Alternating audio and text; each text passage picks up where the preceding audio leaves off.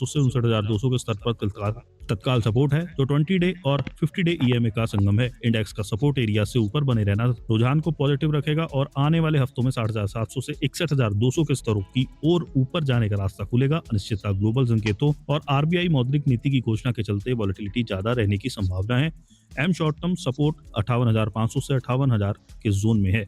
RBI ने repo rate को स्थिर बनाए रखा है और मार्केट को इससे नीतिगत स्थिरता का संकेत मिला, तो शुरुआती गिरावट से उभरते हुए खरीदारी का माहौल बना। सेक्टर वाइज बात करें तो आईटी शेयरों ने मार्केट को नीचे खींचने की कोशिश की, लेकिन एफएमसीजी ने इसे ऊपर खींच ही लिया। निफ्टी आईटी में 1% से अधिक की गिरावट रही, तो निफ्टी एफएमसीजी में 2% की तेजी आई। ब्रॉडर लेवल पर बात करें तो मिड कैप और स्मॉल कैप में बिकवाली का दबाव बना रहा। इस रस्साकसी में बीएसई पर लिस्टेड कंपनियों का मार्केट कैप आज करीब 60,000 करोड़ बढ़ गया, यानी कि निवेशकों की दौलत 60,000 करोड़ रुपए बढ़ी है। दिन के आखिर में सेंसेक्स आज 266.47 पॉइंट्स यानी 0.32% की बढ़त के साथ 83,580.40 और निफ्टी 50 50.90 पॉइंट्स यानी 0.20 के उछाल के साथ 25,693.70 पर बंद हुआ है। एक कारोबारी दिन पहले यानी 5 फरवरी 2025 को बीएसई पर लिस्टेड सभी शेयरों का कुल मार्केट कैप 4,66,70,600.01 करोड़ था। आज यानी 6 फरवरी को इक्विटी मार्केट का कारोबार बंद होने पर यह 4,67,31,421.09 करोड़ पर पहुंच गया। इसका मतलब हुआ कि निवेशकों की पूंजी 60,821.08 करोड़ बढ़ी है। सेंसेक्स पर 30 शेयर लिस्टेड हैं, जिसमें 13 ग्रीन जोन में बंद हुए हैं। सबसे अधिक तेजी आईटीसी, कोटक महिंद्रा बैंक और एचयूएल में रही। वहीं दूसरी तरफ टीसीएस और टेक महिंद्रा में सबसे अधिक गिरावट रही। 9 फरवरी को कैसी रह सकती है बाजार की चाल? टेक्निकल तौर पर निफ्टी अपने 50 डे एक्सपोनेंशियल मूविंग एवरेज के पास कंसोलिडेट होता रहा, जो लगभग 25,648 पर है। एचडीएफसी सिक्योरिटीज के प्राइम रिसर्च के हेड देवर्स वकील का कहना है कि इसका बड़ा ट्रेंड बुलिश बना हुआ है, क्योंकि इंडेक्स अहम मूविंग एवरेज से ऊपर ट्रेड कर रहा है। निफ्टी को तत्काल सपोर्ट 25,440 से 25,500 की रेंज में दिख रहा है, जबकि रेजिस्टेंस लेवल 25,863 और 26,373 पर है। कोटक सिक्योरिटीज में VP technical research Amol Athawale ने कहा कि इस हफ्ते मार्केट ने 20 डे एसएमए के पास सपोर्ट लिया है और तेजी से ऊपर गया। हालांकि ऊपरी लेवल पर इसमें प्रॉफिट बुकिंग भी देखी गई। टेक्निकल वीकली चार्ट पर इसने एक बुलिश कैंडल बनाया है और अभी ये 20 डे एसएमए से ऊपर ट्रेड कर रहा है, जो काफी पॉजिटिव है। अमोल अठावले का मानना है कि मार्केट ने करेक्शन का एक चरण पूरा कर लिया है और शॉर्ट टर्म ट्रेडर्स के लिए 25,500 से 25,350 पर अहम सपोर्ट जोन का काम करेगा। अगर मार्केट इन लेवल से ऊपर ट्रेड करने में कामयाब होता है तो 25,800 तक वापस उछल सकता है। 25,800 का सफल ब्रेकआउट मार्केट को 26,000 से 26,050 के ऊपर 26,050 तक ऊपर ले जा सकता है। दूसरी ओर 25,350 से नीचे की गिरावट अप ट्रेंड को कमजोर कर देगी। चॉइस इक्विटी ब्रोकिंग के रिसर्च एनालिस्ट हितेश टेलर का मानना है कि बैंक निफ्टी को 60,300 से 60,400 पर तत्काल रेजिस्टेंस मिल रहा है। 59,700 से 59,800 की रेंज में अहम सपोर्ट है। सैमको सिक्योरिटीज ने कहा कि हाल के निचले स्तरों से तेज रिकवरी के बाद बैंक निफ्टी साइडवेज चल रहा है। इसने आगे कहा कि आरएसआई 56 के पास है, जो न्यूट्रल जोन से ऊपर बना हुआ है। एमएसीडी में सुधार जारी है और ये पॉजिटिव टेरिटरी में बना हुआ है। नीचे की तरफ 59,800 पर तत्काल सपोर्ट बना हुआ है। इसके बाद 59,600 पर अगला सपोर्ट है, जो 50 डे मूविंग एवरेज के साथ मेल खाता है। ऊपर की तरफ 60,300 से 60,350 तत्काल रेजिस्टेंस बैंड बना हुआ है। इसके बाद 60,500 पर अगला रेजिस्टेंस दिख रहा है। बजाज ब्रोकिंग की राय है कि बैंक निफ्टी को 59,500 से 59,200 के स्तर पर तत्काल सपोर्ट है, तो 20 डे और 50 डे ईएमए का संगम है। इंडेक्स का सपोर्ट एरिया से ऊपर बने रहना रुझान को पॉजिटिव रखेगा और आने वाले हफ्तों में 60,700 से 61,200 के स्तरों की ओर ऊपर जाने का रास्ता खुलेगा। अनिश्चितता, ग्लोबल संकेतों और आरबीआई मौद्रिक नीति की घोषणा के चलते वॉलेटिलिटी ज्यादा रहने की संभावना है। एम शॉर्ट टर्म सपोर्ट 58,500 से 58,000 के जोन में है। आरबीआई ने रेपो रेट को स्थिर बनाए रखा है और मार्केट को इससे नीतिगत स्थिरता का संकेत मिला, तो शुरुआती गिरावट से उभरते हुए खरीदारी का माहौल बना। सेक्टर वाइज बात करें तो आईटी शेयरों ने मार्केट को नीचे खींचने की कोशिश की, लेकिन एफएमसीजी ने इसे ऊपर खींच ही लिया। निफ्टी आईटी में 1% से अधिक की गिरावट रही, तो निफ्टी एफएमसीजी में 2% की तेजी आई। ब्रॉडर लेवल पर बात करें तो मिड कैप और स्मॉल कैप में बिकवाली का दबाव बना रहा। इस रस्साकसी में बीएसई पर लिस्टेड कंपनियों का मार्केट कैप आज करीब 60,000 करोड़ बढ़ गया, यानी कि निवेशकों की दौलत 60,000 करोड़ रुपए बढ़ी है। दिन के आखिर में सेंसेक्स आज 266.47 पॉइंट्स यानी 0.32% की बढ़त के साथ 83,580.40 और निफ्टी 50 50.90 पॉइंट्स यानी 0.20 के उछाल के साथ 25,693.70 पर बंद हुआ है। एक कारोबारी दिन पहले यानी 5 फरवरी 2025 को बीएसई पर लिस्टेड सभी शेयरों का कुल मार्केट कैप 4,66,70,600.01 करोड़ था। आज यानी 6 फरवरी को इक्विटी मार्केट का कारोबार बंद होने पर यह 4,67,31,421.09 करोड़ करोड़ पर पहुंच गया। इसका मतलब हुआ कि निवेशकों की पूंजी 60,821.08 करोड़ बढ़ी है। सेंसेक्स पर 30 शेयर लिस्टेड हैं, जिसमें 13 ग्रीन जोन में बंद हुए हैं। सबसे अधिक तेजी आईटीसी, कोटक महिंद्रा बैंक और एचयूएल में रही। वहीं दूसरी तरफ टीसीएस और टेक महिंद्रा में सबसे अधिक गिरावट रही। 9 फरवरी को कैसी रह सकती है बाजार की चाल? टेक्निकल तौर पर निफ्टी अपने 50 डे एक्सपोनेंशियल मूविंग एवरेज के पास कंसोलिडेट होता रहा, जो लगभग 25,648 पर है। एचडीएफसी सिक्योरिटीज के प्राइम रिसर्च के हेड देवर्स वकील का कहना है कि इसका बड़ा ट्रेंड बुलिश बना हुआ है, क्योंकि इंडेक्स अहम मूविंग एवरेज से ऊपर ट्रेड कर रहा है। निफ्टी को तत्काल सपोर्ट 25,440 से 25,500 की रेंज में दिख रहा है, जबकि रेजिस्टेंस लेवल 25,863 और 26,373 पर है। कोटक सिक्योरिटीज में VP technical research Amol Athawale ने कहा कि इस हफ्ते मार्केट ने 20 डे एसएमए के पास सपोर्ट लिया है और तेजी से ऊपर गया। हालांकि ऊपरी लेवल पर इसमें प्रॉफिट बुकिंग भी देखी गई। टेक्निकल वीकली चार्ट पर इसने एक बुलिश कैंडल बनाया है और अभी ये 20 डे एसएमए से ऊपर ट्रेड कर रहा है, जो काफी पॉजिटिव है। अमोल अठावले का मानना है कि मार्केट ने करेक्शन का एक चरण पूरा कर लिया है और शॉर्ट टर्म ट्रेडर्स के लिए 25,500 से 25,350 पर अहम सपोर्ट जोन का काम करेगा। अगर मार्केट इन लेवल से ऊपर ट्रेड करने में कामयाब होता है तो 25,800 तक वापस उछल सकता है। 25,800 का सफल ब्रेकआउट मार्केट को 26,000 से 26,050 के ऊपर 26,050 तक। Markets are trending today. Index jumps 300 points. Stocks are soaring, the bulls are charging, and the rally is real. Market ऊपर जा रहा है ये तो पता चल जाता है। बैंक निफ्टी को 60,300 से 60,400 पर तत्काल रेजिस्टेंस मिल रहा है। 59,700 से 59,800 की रेंज में अहम सपोर्ट है। सैमको सिक्योरिटीज ने कहा कि हाल के निचले स्तरों से तेज रिकवरी के बाद बैंक निफ्टी साइडवेज चल रहा है। इसने आगे कहा कि आरएसआई 56 के पास है, जो न्यूट्रल जोन से ऊपर बना हुआ है। एमएसीडी में सुधार जारी है और ये पॉजिटिव टेरिटरी में बना हुआ है। नीचे की तरफ 59,800 पर तत्काल सपोर्ट बना हुआ है। इसके बाद 59,600 पर अगला सपोर्ट है, जो 50 डे मूविंग एवरेज के साथ मेल खाता है। ऊपर की तरफ 60,300 से 60,350 तत्काल रेजिस्टेंस बैंड बना हुआ है। इसके बाद 60,500 पर अगला रेजिस्टेंस दिख रहा है। बजाज ब्रोकिंग की राय है कि बैंक निफ्टी को 59,500 से 59,200 के स्तर पर तत्काल सपोर्ट है, जो 20 डे और 50 डे ईएमए का संगम है। इंडेक्स का सपोर्ट एरिया से ऊपर बने रहना रुझान को पॉजिटिव रखेगा और आने वाले हफ्तों में 60,700 से 61,200 के स्तरों की ओर ऊपर जाने का रास्ता खुलेगा। अनिश्चितता, ग्लोबल संकेतों और आरबीआई मौद्रिक नीति की घोषणा के चलते वॉलेटिलिटी ज्यादा रहने की संभावना है। एम शॉर्ट टर्म सपोर्ट 58,500 से 58,000 के जोन में है। आरबीआई ने रेपो रेट को स्थिर बनाए रखा है और मार्केट को इससे नीतिगत स्थिरता का संकेत मिला तो शुरुआती गिरावट से उभरते हुए खरीदारी का माहौल बना। सेक्टर वाइज बात करें तो आईटी शेयरों ने मार्केट को नीचे खींचने की कोशिश की, लेकिन एफएमसीजी ने इसे ऊपर खींच ही लिया। निफ्टी आईटी में 1% से अधिक की गिरावट रही तो निफ्टी एफएमसीजी में 2% की तेजी आई। ब्रॉडर लेवल पर बात करें तो मिड कैप और स्मॉल कैप में बिकवाली का दबाव बना रहा। इस रस्साकसी में बीएसई पर लिस्टेड कंपनियों का मार्केट कैप आज करीब 60,000 करोड़ बढ़ गया, यानी कि निवेशकों की दौलत 60,000 करोड़ पे बढ़ी है। दिन के आखिर में सेंसेक्स आज 266.47 पॉइंट्स यानी 0.32% की बढ़त के साथ 83,580.40 और निफ्टी 50 50.90 पॉइंट्स यानी 0.20 के उछाल के साथ 25,693.70 पर बंद हुआ है। एक कारोबारी दिन पहले यानी 5 फरवरी 2025 को बीएसई पर लिस्टेड सभी शेयरों का कुल मार्केट कैप 4,66,70,600.01 करोड़ था। आज यानी 6 फरवरी को इक्विटी मार्केट का कारोबार बंद होने पर यह 4,67,31,421.09 करोड़ पर पहुंच गया।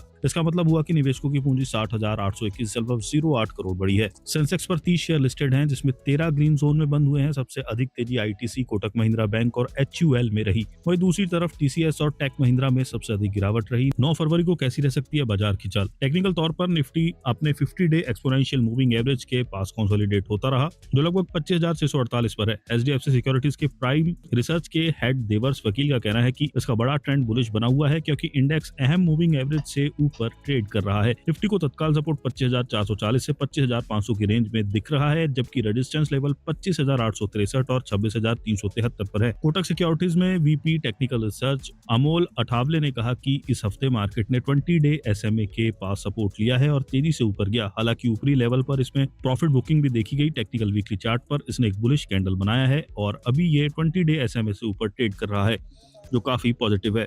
अमोल अठावले का मानना है कि मार्केट ने करेक्शन का एक चरण पूरा कर लिया है और शॉर्ट टर्म ट्रेडर्स के लिए 25,500 से 25,350 पर अहम सपोर्ट जोन का काम करेगा। अगर मार्केट इन लेवल से ऊपर ट्रेड करने में कामयाब होता है तो 25,800 तक वापस उछल सकता है। 25,800 का सफल ब्रेकआउट मार्केट को 26,000 से 26,050 के ऊपर 26,050 तक ऊपर ले जा सकता है। दूसरी ओर 25,350 से नीचे की गिरावट अप ट्रेंड को कमजोर कर देगी। चॉइस इक्विटी ब्रोकिंग के रिसर्च एनालिस्ट हितेश टेलर का मानना है कि बैंक निफ्टी को 60,300 से 60,400 6,800 पर तत्काल रेजिस्टेंस मिल रहा है। 59,700 से 59,800 की रेंज में अहम सपोर्ट है। सैमको सिक्योरिटीज ने कहा कि हाल के निचले स्तरों से तेज रिकवरी के बाद बैंक निफ्टी साइडवेज चल रहा है। इसने आगे कहा कि RSI 56 के पास है, जो न्यूट्रल जोन से ऊपर बना हुआ है। MACD में सुधार जारी है और ये पॉजिटिव टेरिटरी में बना हुआ है। नीचे की तरफ 59,800 पर तत्काल सपोर्ट बना हुआ है। इसके बाद 59,600 पर अगला सपोर्ट है, जो 50 डे मूविंग एवरेज के साथ मेल खाता है। ऊपर की तरफ 60,300 से 60,350 तत्काल रेजिस्टेंस बैंड बना हुआ है। इसके बाद 60,500 पर अगला रेजिस्टेंस दिख रहा है। बजाज ब्रोकिंग की राय है कि बैंक निफ्टी को 59,500 से 59,200 के स्तर पर तत्काल सपोर्ट है, जो 20 डे और 50 डे EMA का संगम है। इंडेक्स का सपोर्ट एरिया से ऊपर बने रहना रुझान को पॉजिटिव रखेगा और आने वाले हफ्तों में 60,700 से 61,200 के स्तरों की ओर ऊपर जाने का रास्ता खुलेगा। अनिश्चितता, ग्लोबल संकेतों और RBI मौद्रिक नीति की घोषणा के चलते वॉलेटिलिटी ज्यादा रहने की संभावना है। एम शॉर्ट टर्म सपोर्ट 58,500 से 58,000 के जोन में है।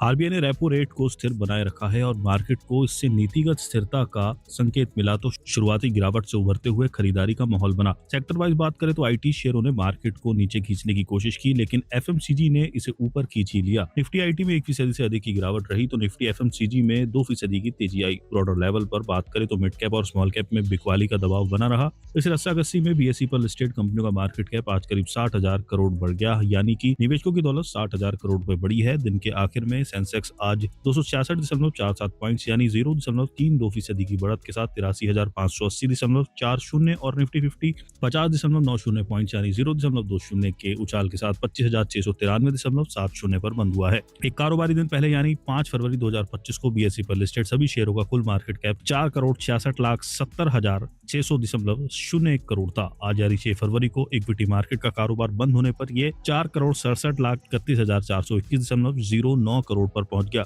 इसका मतलब हुआ कि निवेशकों की पूंजी 60,821.08 करोड़ बढ़ी है। सेंसेक्स पर 30 शेयर लिस्टेड हैं, जिसमें 13 ग्रीन जोन में बंद हुए हैं। सबसे अधिक तेजी ITC, कोटक महिंद्रा बैंक और HUL में रही। वहीं दूसरी तरफ TCS और टेक महिंद्रा में सबसे अधिक गिरावट रही। 9 फरवरी को कैसी रह सकती है बाजार की चाल? टेक्निकल तौर पर निफ्टी अपने 50 डे एक्सपोनेंशियल मूविंग एवरेज के पास कंसोलिडेट होता रहा, जो लगभग 25,648 पर है। HDFC सिक्योरिटीज के प्राइम रिसर्च के हेड देवर्स वकील का कहना है कि इसका बड़ा ट्रेंड बुलिश बना हुआ है, क्योंकि इंडेक्स अहम मूविंग एवरेज से ऊपर ट्रेड कर रहा है। निफ्टी को तत्काल सपोर्ट 25,440 से 25,500 की रेंज में दिख रहा है, जबकि रेजिस्टेंस लेवल 25,863 और 26,373 पर है। कोटक सिक्योरिटीज में VP technical research Amol Athawale ने कहा कि इस हफ्ते मार्केट ने 20 डे SMA के पास सपोर्ट लिया है और तेजी से ऊपर गया। हालांकि ऊपरी लेवल पर इसमें प्रॉफिट बुकिंग भी देखी गई। टेक्निकल वीकली चार्ट पर इसने एक बुलिश कैंडल बनाया है और अभी ये 20 डे SMA से ऊपर ट्रेड कर रहा है, जो काफी पॉजिटिव है।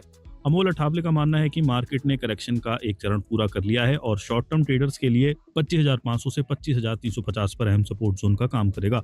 अगर मार्केट इन लेवल से ऊपर ट्रेड करने में कामयाब होता है तो 25,800 तक वापस उछल सकता है। 25,800 का सफल ब्रेकआउट मार्केट को 26,000 से 26,050 के ऊपर 26,050 तक ऊपर ले जा सकता है। दूसरी ओर 25,350 से नीचे की गिरावट अप ट्रेंड को कमजोर कर देगी। चॉइस इक्विटी ब्रोकिंग के रिसर्च एनालिस्ट हितेश टेलर का मानना है कि बैंक निफ्टी को 60,300 से 60,400 पर तत्काल रेजिस्टेंस मिल रहा है। 59,700 से 59,800 की रेंज में अहम सपोर्ट है। सैमको सिक्योरिटीज ने कहा कि हाल के निचले स्तरों से तेज रिकवरी के बाद बैंक निफ्टी साइडवेज चल रहा है। इसने आगे कहा कि RSI 56 के पास है, जो न्यूट्रल जोन से ऊपर बना हुआ है। MACD में सुधार जारी है और ये पॉजिटिव टेरिटरी में बना हुआ है। नीचे की तरफ 59,800 पर तत्काल सपोर्ट बना हुआ है। इसके बाद 59,600 पर अगला सपोर्ट है, जो 50 डे मूविंग एवरेज के साथ मेल खाता है। ऊपर की तरफ 60,300 से 60,350 तत्काल रेजिस्टेंस बैंड बना हुआ है। इसके बाद 60,500 पर अगला रेजिस्टेंस दिख रहा है। बजाज ब्रोकिंग की राय है कि बैंक निफ्टी को 59,500 से 59,200 के स्तर पर तत्काल सपोर्ट है, जो 20 डे और 50 डे EMA का संगम है। इंडेक्स का सपोर्ट एरिया से ऊपर बने रहना रुझान को पॉजिटिव रखेगा और आने वाले हफ्तों में 60,700 से 61,200 के स्तरों की ओर ऊपर जाने का रास्ता खुलेगा। अनिश्चितता, ग्लोबल संकेतों और RBI मौद्रिक नीति की घोषणा के चलते वॉलेटिलिटी ज्यादा रहने की संभावना है। एम शॉर्ट टर्म सपोर्ट 58,500 से 58,000 के जोन में है।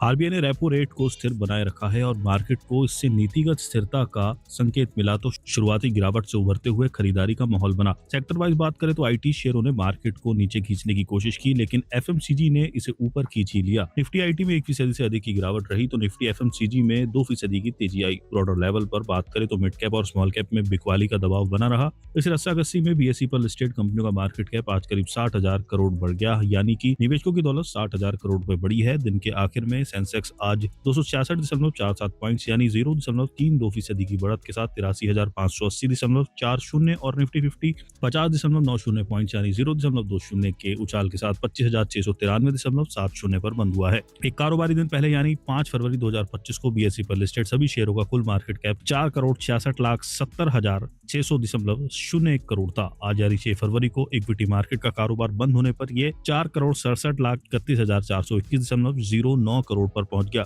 इसका मतलब हुआ कि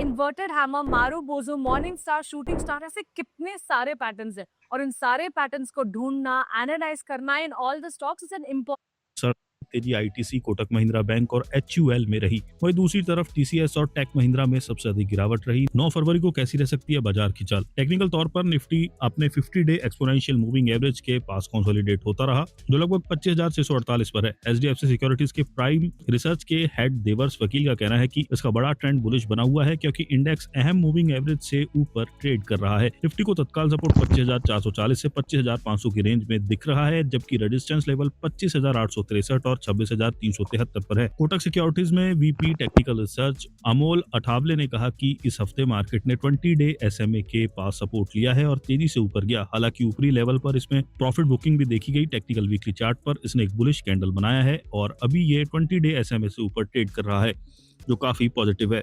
अमोल अठावले का मानना है कि मार्केट ने करेक्शन का एक चरण पूरा कर लिया है और शॉर्ट टर्म ट्रेडर्स के लिए 25,500 से 25,350 पर अहम सपोर्ट जोन का काम करेगा।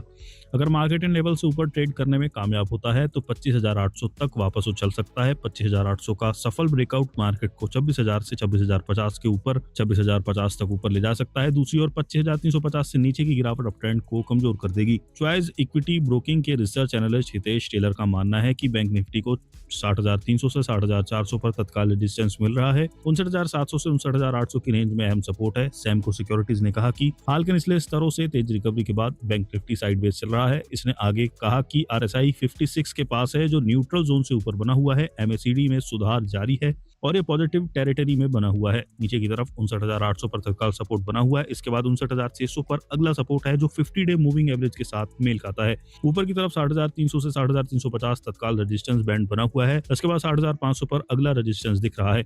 बजाज ब्रोकिंग की राय है कि बैंक निफ्टी को 59,500 से 59,200 के स्तर पर तत्काल सपोर्ट है, जो 20 डे और 50 डे ईएमए का संगम है। इंडेक्स का सपोर्ट एरिया से ऊपर बने रहना रुझान को पॉजिटिव रखेगा और आने वाले हफ्तों में 60,700 से 61,200 के स्तरों की ओर ऊपर जाने का रास्ता खुलेगा। अनिश्चितता, ग्लोबल संकेतों और आरबीआई मौद्रिक नीति की घोषणा के चलते वॉलेटिलिटी ज्यादा रहने की संभावना है। एम शॉर्ट टर्म सपोर्ट 58,500 से 58,000 के जोन में है। आरबीआई ने रेपो रेट को स्थिर बनाए रखा है और मार्केट को इससे नीतिगत स्थिरता का संकेत मिला तो शुरुआती गिरावट से उभरते हुए खरीदारी का माहौल बना। सेक्टर वाइज बात करें तो आईटी शेयरों ने मार्केट को नीचे खींचने की कोशिश की, लेकिन एफएमसीजी ने इसे ऊपर खींच ही लिया। निफ्टी आईटी में 1% से अधिक की गिरावट रही तो निफ्टी एफएमसीजी में 2% की तेजी आई। ब्रॉडर लेवल पर बात करें तो मिड कैप और स्मॉल कैप में बिकवाली का दबाव बना रहा। इस रस्साकस्सी में बीएसई पर लिस्टेड कंपनियों का मार्केट कैप आज करीब 60,000 करोड़ बढ़ गया, यानी कि निवेशकों की दौलत 60,000 करोड़ रुपए बढ़ी है। दिन के आखिर में सेंसेक्स आज 266.47 पॉइंट्स यानी 0.32 Here to connect the dots and to be that bridge between Wall Street and Main Street. Today, we're going to be talking about market technicals, reading the tea leaves and charts and market data. And we've got one of the best in the biz as our guest today. Our word of the day is defense, the kind you use to protect your portfolio, not your country. Why defensive stocks are surging and what that means for this 4-year bull market.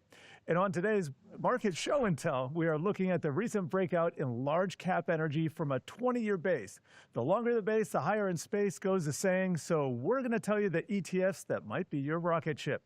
And this episode is brought to you by the number 42%. That's how much Bitcoin has sold off from its record highs recently, how it's tied to the sell-offs in gold, silver, and the strength in the dollar. And today we are welcoming back Mark Newton, who is a veteran technical strategist at Tom Lee's FundStrat with decades of experience across both the buy side and the sell side. He has held seats at places like Morgan Stanley and Diamondback Capital, and earlier in his career traded equity options on the CBOE. I followed his work for well over a decade, and I can verify he is both meticulous and prescient when it comes to the craft of technical analysis. So it is great to have you back here, Mark. Thank you, Jared. Hi, and it has been a while since we've seen you. What do you think of the markets right now? Oh boy. Well, investors really have to come to grips with the fact that we're seeing just a massive amount of sector rotation these days, along with really an uptick in cross-asset volatility. I think it's a very different market than people are accustomed to. Normally in recent years, we've just been used to seeing technology go straight up day after day and week after week. And, there's been a definite bifurcation within technology where a lot of the software stocks have been really hard hit. And meanwhile, most of the Mag 7 have now turned into Lag 7, and they're doing far less, they're making far less robust, returns than I think we've seen in recent years. So, stocks like NVIDIA and Microsoft, and they've all been going sideways, if not down, since last July, August. So investors really have to get used to the fact that, these are necessarily not the areas of strength where they want to be focusing these days. And that very well could be the theme for 2026. To your point, sometimes defense is a good offense. And let's break that all down because that is our word of the day. That is defense. And no, we don't mean defense contractors. We mean the way investors start playing defense when the market still looks okay, but they don't fully trust the weather. Defense is when money shifts towards steadier corners in the market like healthcare, utilities, or consumer staples, the type of stocks that tend to hold up better when the market is sliding and investors get a bit nervous. It's caution, not panic. And if you see defense show up while the indexes are still hanging in, that could be a quiet tell that risk appetite is cooling even if prices aren't. So Mark, tell us about some of the defensive signs that you're seeing. And is this a blip in the bull market, or are we going to keep going from here? Yeah, a couple good questions. I think last year was the year we finally started to see utilities and healthcare really start to perk up. That was the first signs. I would argue those really weren't the signs of a real defensive market, that it's really just started in the last month, really with the move in consumer staples back to new all-time highs. We've seen that not only on a cap-weighted but also on an eco-weighted basis. And just to give your listeners some perspective, I always look at an eco-weighted basis. I think it's important to strip out some of these heavy names that dominate the indices and ETFs to really give yourself a fair picture as to what the indices are doing. Yeah. So when we saw an eco-weighted move to new highs literally in the last couple of weeks in consumer staples, looking at like RSPS for the Invesco's ETF, that was an interesting sign, seeing Coca-Cola, McDonald's move to highs. Nobody talks about these stocks anymore. Right. It's all about what is Palantir doing, what is NVIDIA doing, and Apple. Palantir's not doing that well. Just And broke so, a head and that was shoulders. part of it. And then we saw, honestly, the telecom sector start to come back to life. That's also a very defensive area with AT&T and Verizon, these dividend-rich type stocks that really don't hardly move all that much during bull markets. And all of a sudden, when they come back to life, it means it's time to pay attention. So are people trying to just play it safe in this environment? Well, it's less about what people want. Sometimes these moves, happen when people aren't, all getting together at the lows and saying, let's buy staples. If anything, I mean, they're still concentrating on tech. The majority of people I speak to are still hugely overexposed to technology, whether they want to be or not, through the QQQ or through S&P.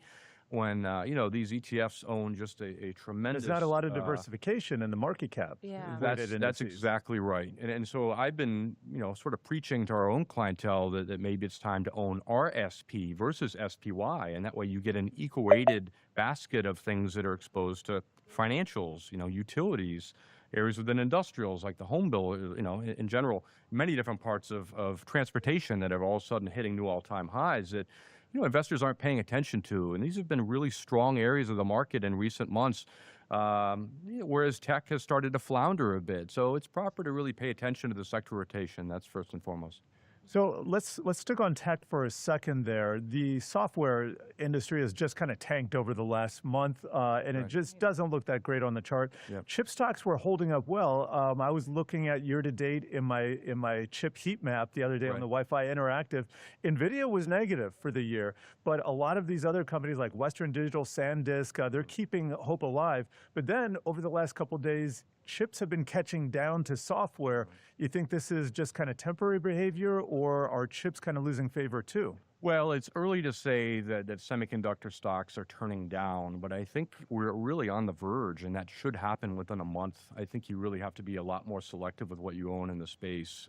We saw it initially, to your point, software started actually right around the time the market bottomed in April of last year. That's when software versus semis really started to deteriorate, and really versus the broader tech space. And Yeah, we saw names like Salesforce. yeah, others, those have been under pressure for some Adobe. time. Adobe, Oracle, obviously had been hit very hard, and then Microsoft, which was just a shock to many people, hitting multi-month lows. But what I saw, which I found fascinating, was IGV, the software ETF, Yes. versus the eco-weighted tech index broke down below a 15-year area of support, which is shocking. And that means, what people say about these software companies being left behind through AI, very well, it's starting to be realized. We're seeing signs of that. Maybe they're not recouping as much of their investment as they want to just yet in the AI, bull market. So, look, I don't expect a bear market to last for years, but my 2026 outlook did call for a 15 to 20% correction in the market this year, which I think is starting to show evidence of, we're seeing definite warning signs approaching, and defense is certainly part of that. When we start to see trends being broken, I think that happens in March. We head down sharply into May. We might have a summer bounce and then a third quarter correction. I think the market likely will bottom out by October, and we'll commence with the bull AI spend and whatever you want to call it, the big bull market. So, these tech companies just need a reset. It's not like they're going away. They've all changed our lives for the better. That continues to work. But I sense that it's not going to be straight up after 2 straight years of 20-plus returns, 17% last year. This year is visibly different. Meanwhile, sentiment is getting more and more optimistic, which is unusual, just given Right. what's It was happening really around bad at the the world with the beginning of last uptick year. in geopolitical tension and the divisiveness and everything we're seeing. It's crazy. But the attitude towards stocks has actually gotten more aggressively bullish in the last couple months, and something I'm definitely watching as breadth starts to gradually wane. A little detour here, but we're going to keep it on defense because on today's Market Show and Tell, we're focusing on the recent breakout in the energy sector, particularly the big oil and gas companies that are represented in the large cap SPDR Energy ETF XLE. It recently broke out of what is arguably a 2-decade-long trading range, finally breaking through its upper end, which we call resistance. In markets, resistance is that ceiling that a stock or a sector keeps bumping its head against, a price area where it's struggled to push higher in the past. The opposite, by the way, is support, or the floor, where buyers tend to step in and keep it from falling further. But Mark, I've been watching this XLE setup for years, and it's finally happened. And how do you want to play this, and how does this fit into your bigger picture of the markets kind of having a little stumble this year? I came into 2026, and actually energy was a group that I suggested being overweighted for the first time in about 3 years. So it does look like crude oil is ending its 3-year bear market and should start to turn higher. One can point to Iranian tension being potentially one catalyst for why crude oil is moving up in the near term. But, oil is incredibly cheap, I think, by a lot of metrics. I think, part of me, thought that maybe the administration had cut a deal with the Saudis to keep prices artificially low to punish Russia and punish different, areas of the world that weren't producing. But I sense now that the demand seems to be coming back, at least from areas like China. I think that's important. It's all about supply demand. And initially, I sense that we get to the high 60s in crude. I think we probably back off into March, and I would use that as a chance to buy. I think this is the first, important move off the lows, which started, about a month ago. And to your point, XLE has been doing very, very well. A lot of that's, the integrated companies, ones the that are a big little ones. bit more of a safe trade to the defensive theme. So the Exxons and the Chevrons of the world, they have a lot of cash. They're some of the world's biggest energy companies. They normally tend to outperform when the markets are a little jittery. What I want to see is things like XOP start to come to life, the exploration and production ETF, Yes. as well as OIH, which OIH has done quite well along with XLE. Servicers, yeah. So I think it's going to be a great place to position. And I think, investors can look to take money out of technology and consider some energy exposure for the first time in years. Now, at the same time, though, we started this year with this geopolitical tension really gaining fear within investors' minds, and now they're kind of hearing you kind of get into a sector that has exposure to geopolitical tension. Right. So how should they be thinking about that and sort of push away that fear? One should never use external events at all to be afraid of anything. Turn down the news. If you use technical analysis, then you help to put you put a blindfold on to what's happening around you. Unfortunately, as important as those events are, and concentrate on sector rotation. You concentrate on what's moving, and this year for investors, I amazingly, even though signs of inflation are going down, we're seeing commodities really start to perk up and do well. And that's being reflected in not only the material sector, but also energy doing well this year. So, I think it's an interesting, probably a 6-month trade initially where, the prices of materials and energy both start to do very, very well. And I think we'll get some rotation probably into other areas after that. And you said, wait a bit, look at March for the timing of that. Well, I think between now and the end of the month, I sense that from my read on what's going on in the Middle East, we could start to see further tension, which means that oil likely is still going to go higher in the near term. So both from a trading perspective and also probably a longer term perspective, energy makes sense. I worry about the time between, I guess, late February and probably May. I think we'll probably get a decent pullback in many sectors then. Yeah. So I would use that as a chance to buy energy. As we know, seasonally speaking, the first half of the year is almost always the time when you want to be long energy, long crude oil. The back end of the year tends to disappoint. So we're sort of in the sweet spot now. Tech is not working as well. Energy is. It's a pretty clear signal to me that you at least have to have some exposure in energy. Lots of good tips there, but we do need to take a quick short break. Coming up, we're talking about the sell-off in Bitcoin and the meme stock-like trade for gold and silver. Stay tuned.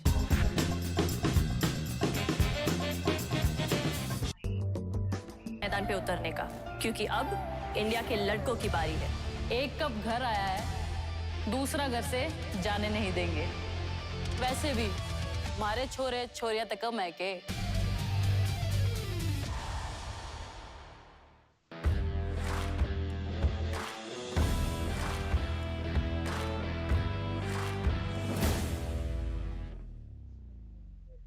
आजकल के बच्चों की life partner checklist को देखकर तो किसी को भी स्ट्रेस हो जाएगा। Well educated, good personality, same interest, list कभी खत्म ही नहीं होती।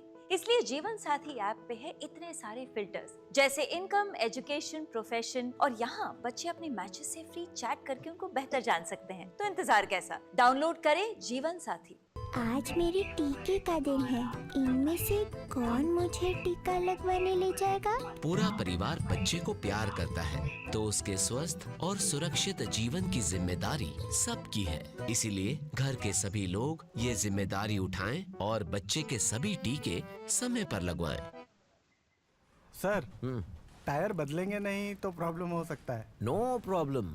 अरे सर, टायर नो प्रॉब्लम। ये है Eurogrip with twin shield technology, जिसमें है बाहर हार्ड और अंदर सॉफ्ट कंपाउंड, जिससे टायर चले सालों साल हर रोड कंडीशन में। यूरोग्रिप लगाया तो no problem.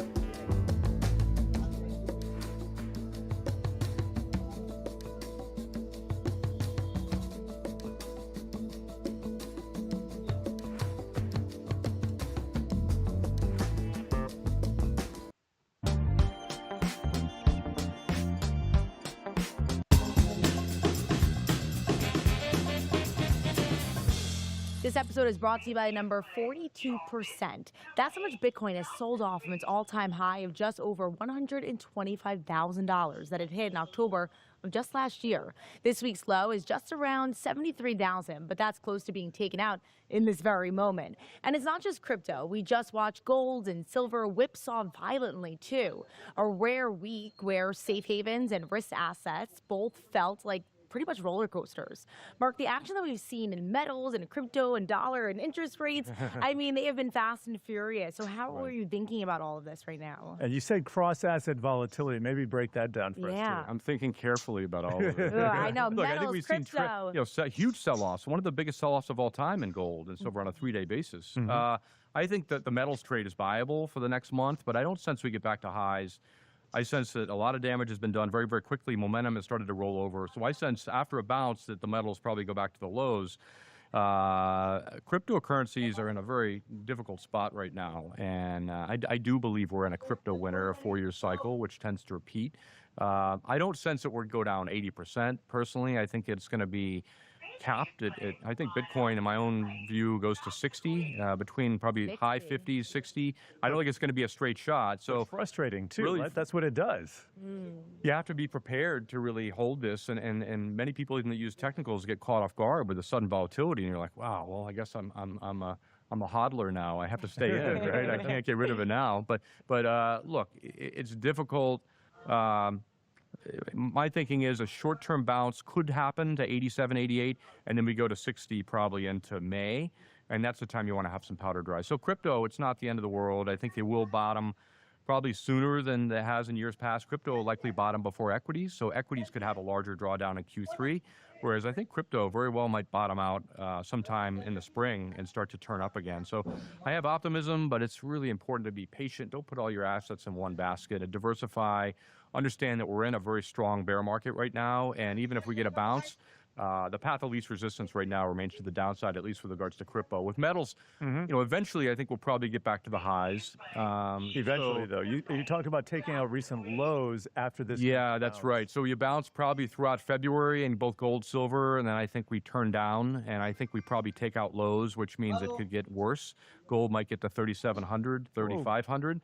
And then I sense brutal, Jared. we probably, summer into the fall is normally a great time for the metals. The key message for the metals is that still all the pieces are in place why you still want to own metals, and that being the Fed still has potentially a lack of independence right now, even under Warsh. We just don't know what's going to happen. We don't know his communication style. Yeah. And obviously, when you look back over history, a change in Fed leadership is generally not a smooth time for markets. It happened initially under Powell. You saw it under Yellen. You saw it at Bernanke. You saw it under Greenspan after 87.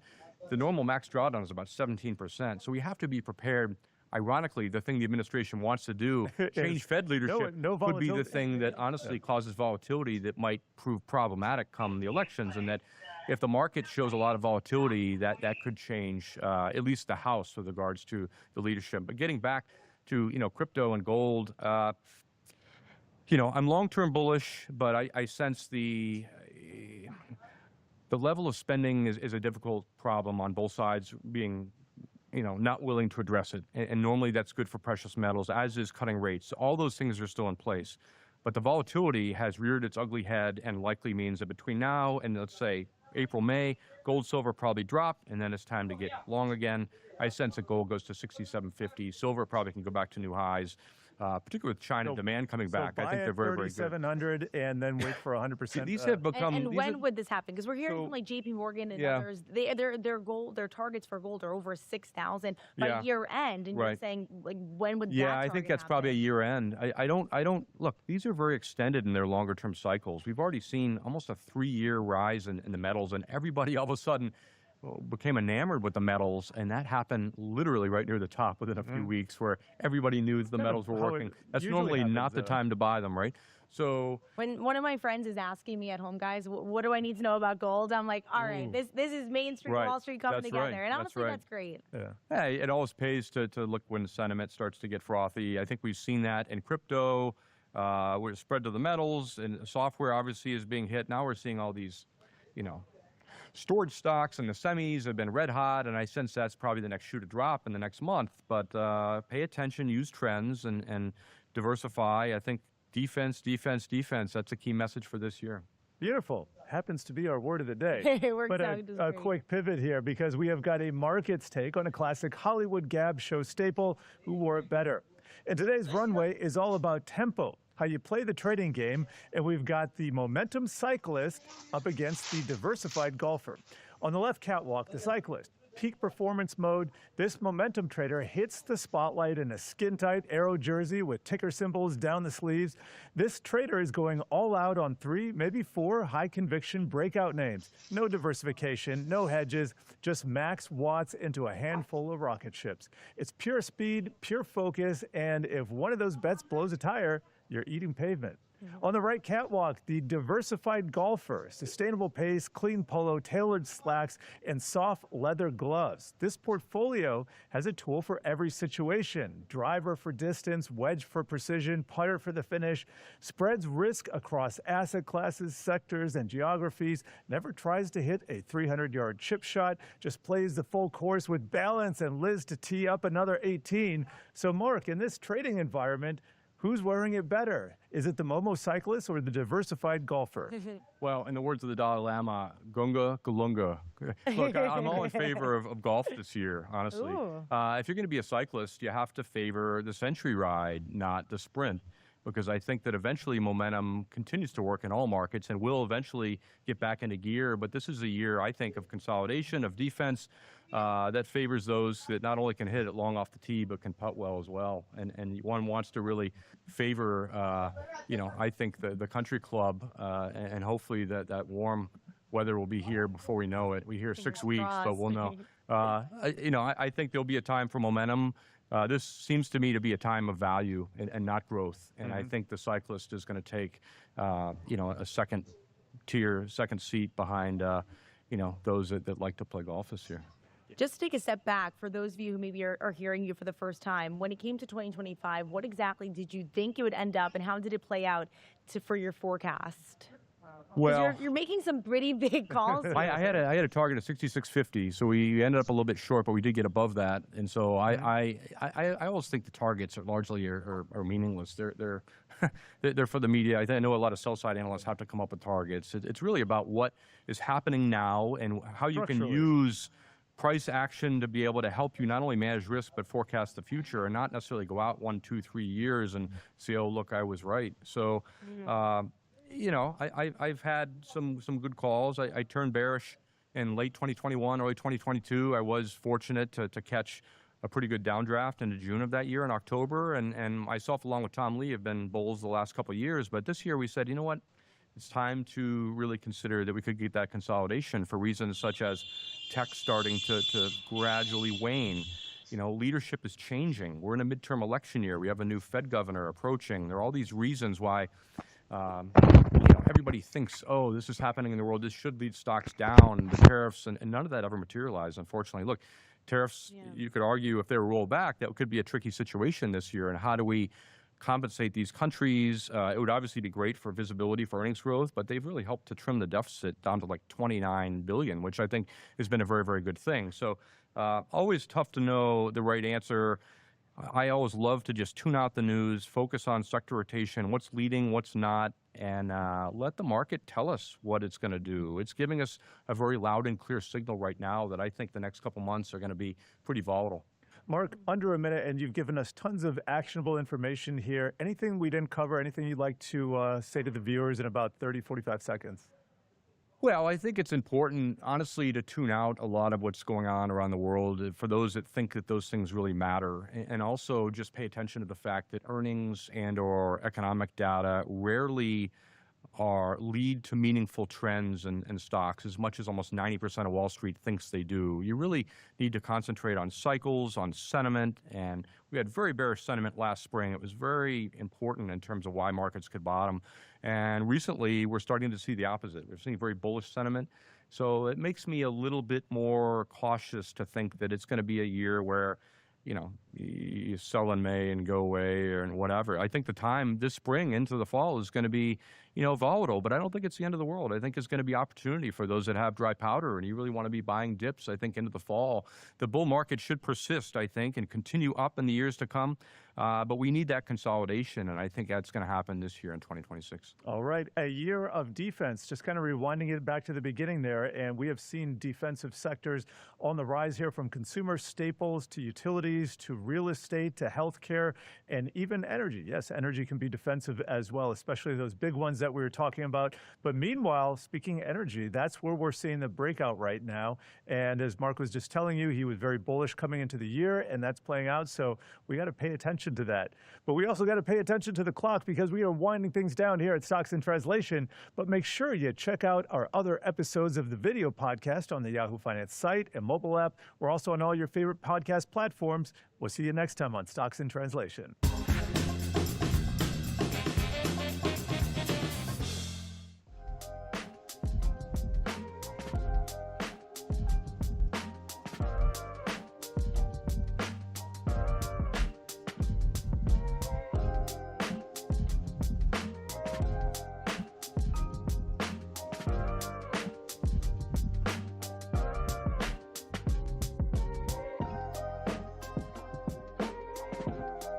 अब team India को क्या message देंगे? History repeat करेंगे, history defeat करेंगे। History defeat करेंगे मतलब? कोई भी डिफेंडिंग चैंपियन वर्ल्ड कप नहीं जीता है, तो इस बार टीम इंडिया हिस्ट्री डिफीट करेगी और 24 की हिस्ट्री रिपीट करेगी। बेटा कोई लड़का पसंद आया? हाँ, लेकिन उसे ब्रूनो पसंद नहीं आया तो? चैट पे पूछ ले। चैट फ्री नहीं है। ओंकार जी, आप तो फ्री हो ना? तू सही ऐप नहीं चुन पाई तो सही लड़का क्या चुनेगी? ले जीवन साथी। फ्री चैट करो, कंपैटिबिलिटी चेक करो। जीवन साथी डाउनलोड नाउ। ये चेहरा क्यों? प्रोटेक्शन, बुरी नजर से ट्रक की सुरक्षा, इतना भी नहीं जानते? और इंजन की ड्यूरोशील टेक्नोलॉजी वाला Castrol CRB turbo max plus 1,20,000 kilometre tested, मतलब बेस्ट ऑयल गारंटेड। इतना भी नहीं जानते। आज मेरे टीके का दिन है। इनमें से कौन मुझे टीका लगवाने ले जाएगा? पूरा परिवार बच्चे को प्यार करता है, तो उसके स्वस्थ और सुरक्षित जीवन की जिम्मेदारी सबकी है। इसीलिए घर के सभी लोग ये जिम्मेदारी उठाएं और बच्चे के सभी टीके समय पर लगवाएं।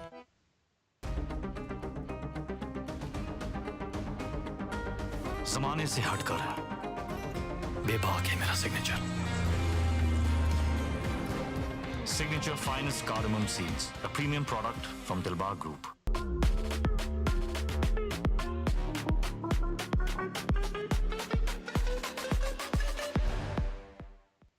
सर, टायर बदलेंगे नहीं तो प्रॉब्लम हो सकता है। No problem. अरे सर, टायर नो प्रॉब्लम। ये है Eurogrip with twin shield technology, जिसमें है बाहर हार्ड और अंदर सॉफ्ट कंपाउंड, जिससे टायर चले सालों साल हर रोड कंडीशन में। यूरोग्रिप लगाया तो नो प्रॉब्लम। अरे नमस्ते आंटी जी, आपने खाना खाया? प्लीज खा लीजिए ना, बारात आती ही होगी। अरे दादा, वो बॉक्स ऊपर लेके जाओ। तूने कुछ खाया क्या? कुछ खाया क्या? क्योंकि ये सिर्फ सवाल नहीं, अपनों की फिक्र है।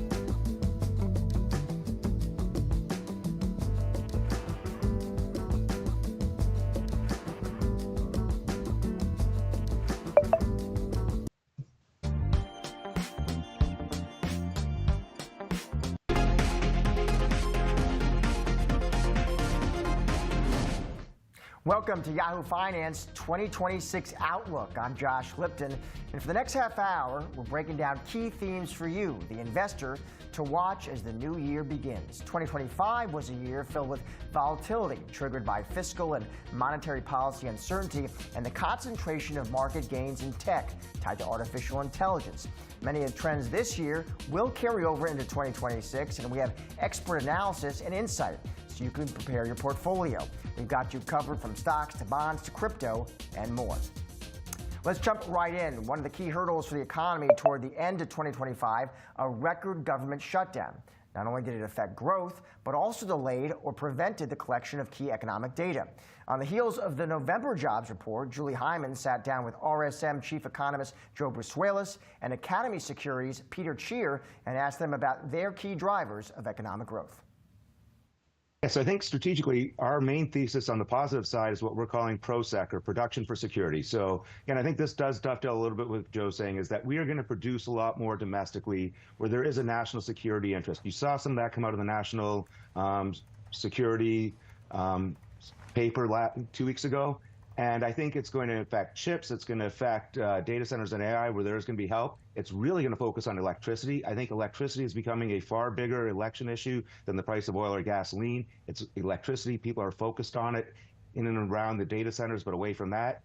And then I think you're also going to see this real focus on the rare earths and critical minerals, not just the extracted versions, but the processing and refining of them. So that's going to be kind of the growth side of it. I think you're going to see some states embrace deregulation and things that allow those businesses to grow. And I think you're going to see some states fight this. So you're going to see a little bit economy there. Away from that, I think tariffs are finally starting to have a little bit of a bite. I'm not seeing companies being very energetic in their spending and growth forecast for next year. So I think if the AI data center stuff slows, and I expect it to start slowing, you're going to see a drag on the economy. And I think that's what's going to force the Fed's hand.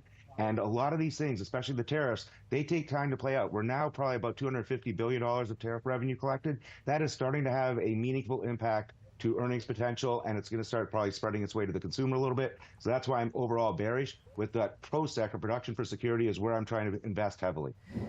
And Joe, on the flip side, you and I were talking during the break, and you are looking at this stimulus that's going to be coming into the economy as a result of the tax cuts.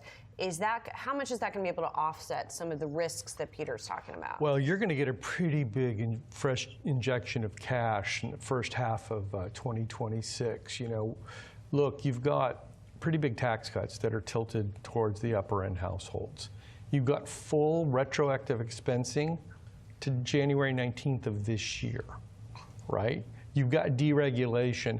I mean, I don't know if you guys have noticed, we're kicking the tires and lighting the fires on a pretty big credit expansion, right? Especially in private credit. The banks are going to join the party next year, right? And then you're going to get 2 rate cuts next year, right? As we normalize down to 3%.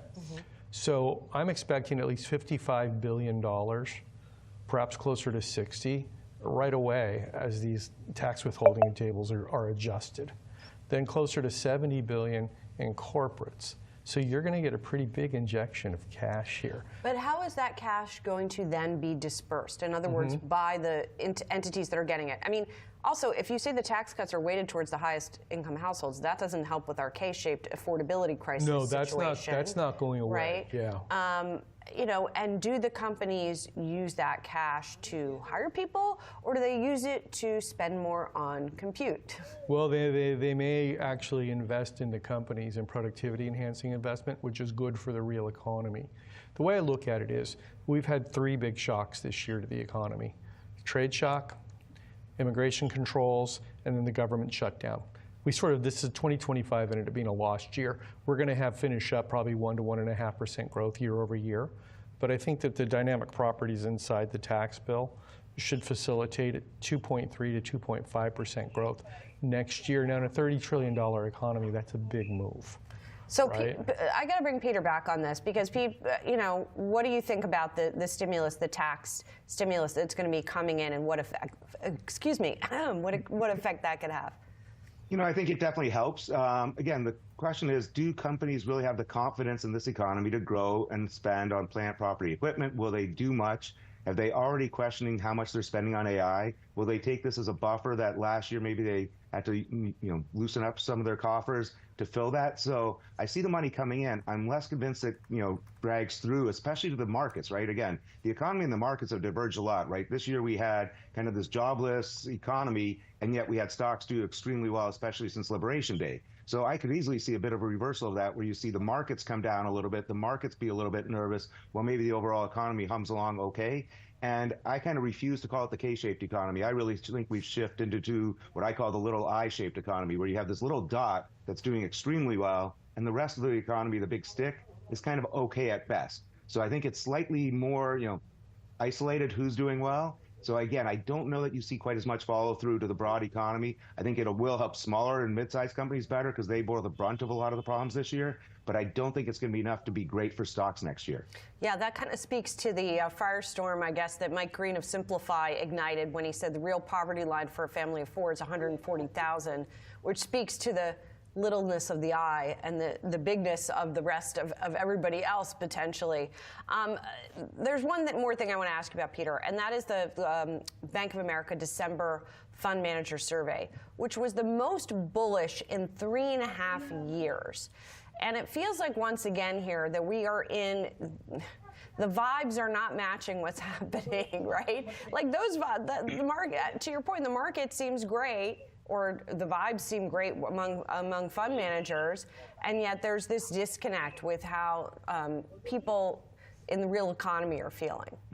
Well, also, that's always the danger is, right, once everyone's kind of all in, any hiccup results in pretty heavy selling. You saw last week a couple companies, in the tech sector had small misses. You read the report, they didn't seem that bad, and yet the stock was down 10% that day, dragging it down. So I think this is, everyone's kind of all in. Everyone wanted to show they had as much exposure to some of these sectors that had been doing well. So it doesn't take much of a question mark to bring these down. And I think what we're going to see is, at least from some of the tech companies, it's not going to be a full-on debt diet. They're not necessarily going to, cut their spending plans, but I think they're going to have to be much more careful and not say, hey, we're going to spend at all costs. We went through, say, a year ago where if you said you were spending $10 billion, boom, your stock went up $20 billion, roughly, right? So you had almost free money. That has now changed. People are checking that spending. There is concern in the private credit market. There is some concern in the public credit market about the amount of money coming in, not just to fund the data centers and AI, but as Joe pointed out, it's going to be how do we fund the energy production and electricity production more specifically to get those. So I think there's a bunch of headwinds, and that has been such a strong leader that's why I just don't think the markets can really go higher until we see some selling, get people back to maybe a little bit of nervousness. Up next on Outlook 2026, a closer look at the bond market and what to expect from Washington when it comes to crypto regulation. आज शाम 6 बजे देखिए India का पहला match USA के विरुद्ध सिर्फ जियो Hotstar और स्टार स्पोर्ट्स नेटवर्क पर। आजकल के बच्चों की लाइफ पार्टनर चेकलिस्ट को देखकर तो किसी को भी स्ट्रेस हो जाएगा। Well educated, good personality, same interest, list कभी खत्म ही नहीं होती। इसलिए जीवन साथी ऐप पे है इतने सारे फिल्टर्स, जैसे इनकम, एजुकेशन, प्रोफेशन, और यहाँ बच्चे अपने मैचेस से फ्री चैट करके उनको बेहतर जान सकते हैं। तो इंतजार कैसा? डाउनलोड करें जीवन साथी।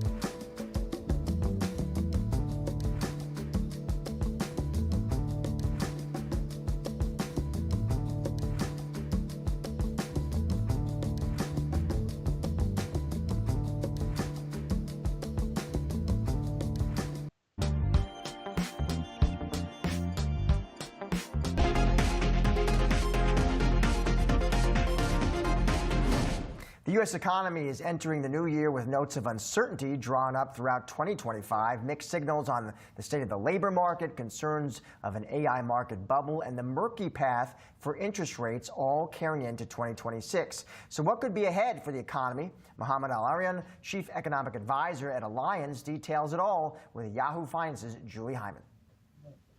So let's take the AI-fueled productivity first. It doesn't feel like we're there yet. And so I wonder, do you think that does start to really take hold in 2026? Is it the later part of 2026? And sort of what does that look like? How do we see that unfolding? I do see it taking hold. So right now we're obsessed with those working on AI. Gemini 3, how wonderful it is. Oh, no, wait, OpenAI is going to come up with something. Yeah. It's all about those working on AI. We haven't focused enough on those working with AI, the adoption issue. We don't have an adoption policy. It's not hard actually to put in place an adoption policy. If you freeze those working on AI where they are and you simply implement throughout the economy what they have achieved, you have a major productivity growth. That is only in AI. What about robotics? That is coming down the pike in an important way. So I certainly think that we will see it play out over a number of years. There is a possibility, not a probability, a possibility that it could be accelerated, but that requires corporate America to really increase the adoption rate. Are you using it? And which model are you using? Do you have a favorite one? So I use it all the time. Okay. I use Gemini. I think it's incredible what it does. Like, what do you use it for? I'm just curious. I mean, I use it when I'm doing research for interviews, for example. I've been using Gemini also. So how do you use it? So I use it for that. Yeah. I use it for checking what I write. I use it for looking at slides I use when I teach and ask a simple question, how do I make this more engaging? I use it for a whole range of things, and it has really increased my productivity. It also increases the time I spend on it because I get very intrigued by certain things. But it's incredibly powerful. I generate images. And you'll see, if you look at my weekly, you'll see the image generated. Underneath, I put generated by AI. Right. And I simply say, when I read a long report, just to make sure I don't miss anything, I say, summarize the main points. So I use it all the time, and I find Gemini 3.0 incredibly powerful. Yeah, like I said, I've been using that one too. So, okay, so that's the one side of it.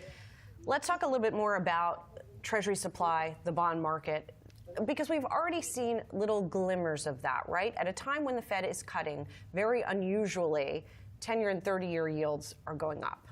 So is that a sign of things to come next year, that we could see more of that phenomenon in the bond market, especially with more Treasury supply coming to market? So there's tremendous supply from the public sector and from the private sector.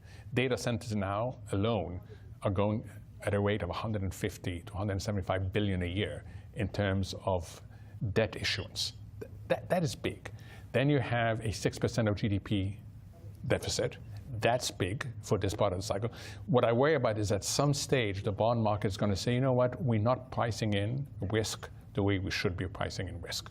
That is part of the downside scenario we talked about, is that the bond market's appetite, which has been incredibly strong, somehow becomes less so. And where do you put that probability? So I have, and that's not going to satisfy you, I have a 50% probability for the central scenario and about 25% for each side. Okay. Okay. And the big message of this, whether you're a policymaker, whether you are a market participant, whether you are a CEO, don't fall in love with your central scenario. Just recognize that it's a multimodal distribution, and you've got to pay attention to the tails. And you've got to ask yourself, which tail can I navigate better? Yeah, I mean, that's a good lesson over the past few years. Don't get too wedded to that central scenario.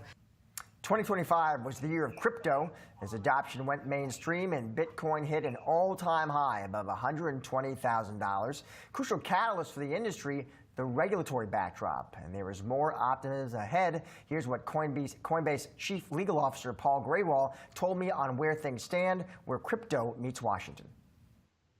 The Senate is considering their version of the Clarity Act. And what the Clarity Act, which passed the House early this year, would provide for the first time is a true market structure for crypto here in the United States. Now, earlier in the year, Congress passed and the president signed a bill regarding stablecoins, which is an important first step in providing clarity and certainty under the law for crypto and digital assets. But it's really time, it's essential that Congress finish the job. And that's what it will do when the Senate finally passes market structure legislation in short order and the president signs it.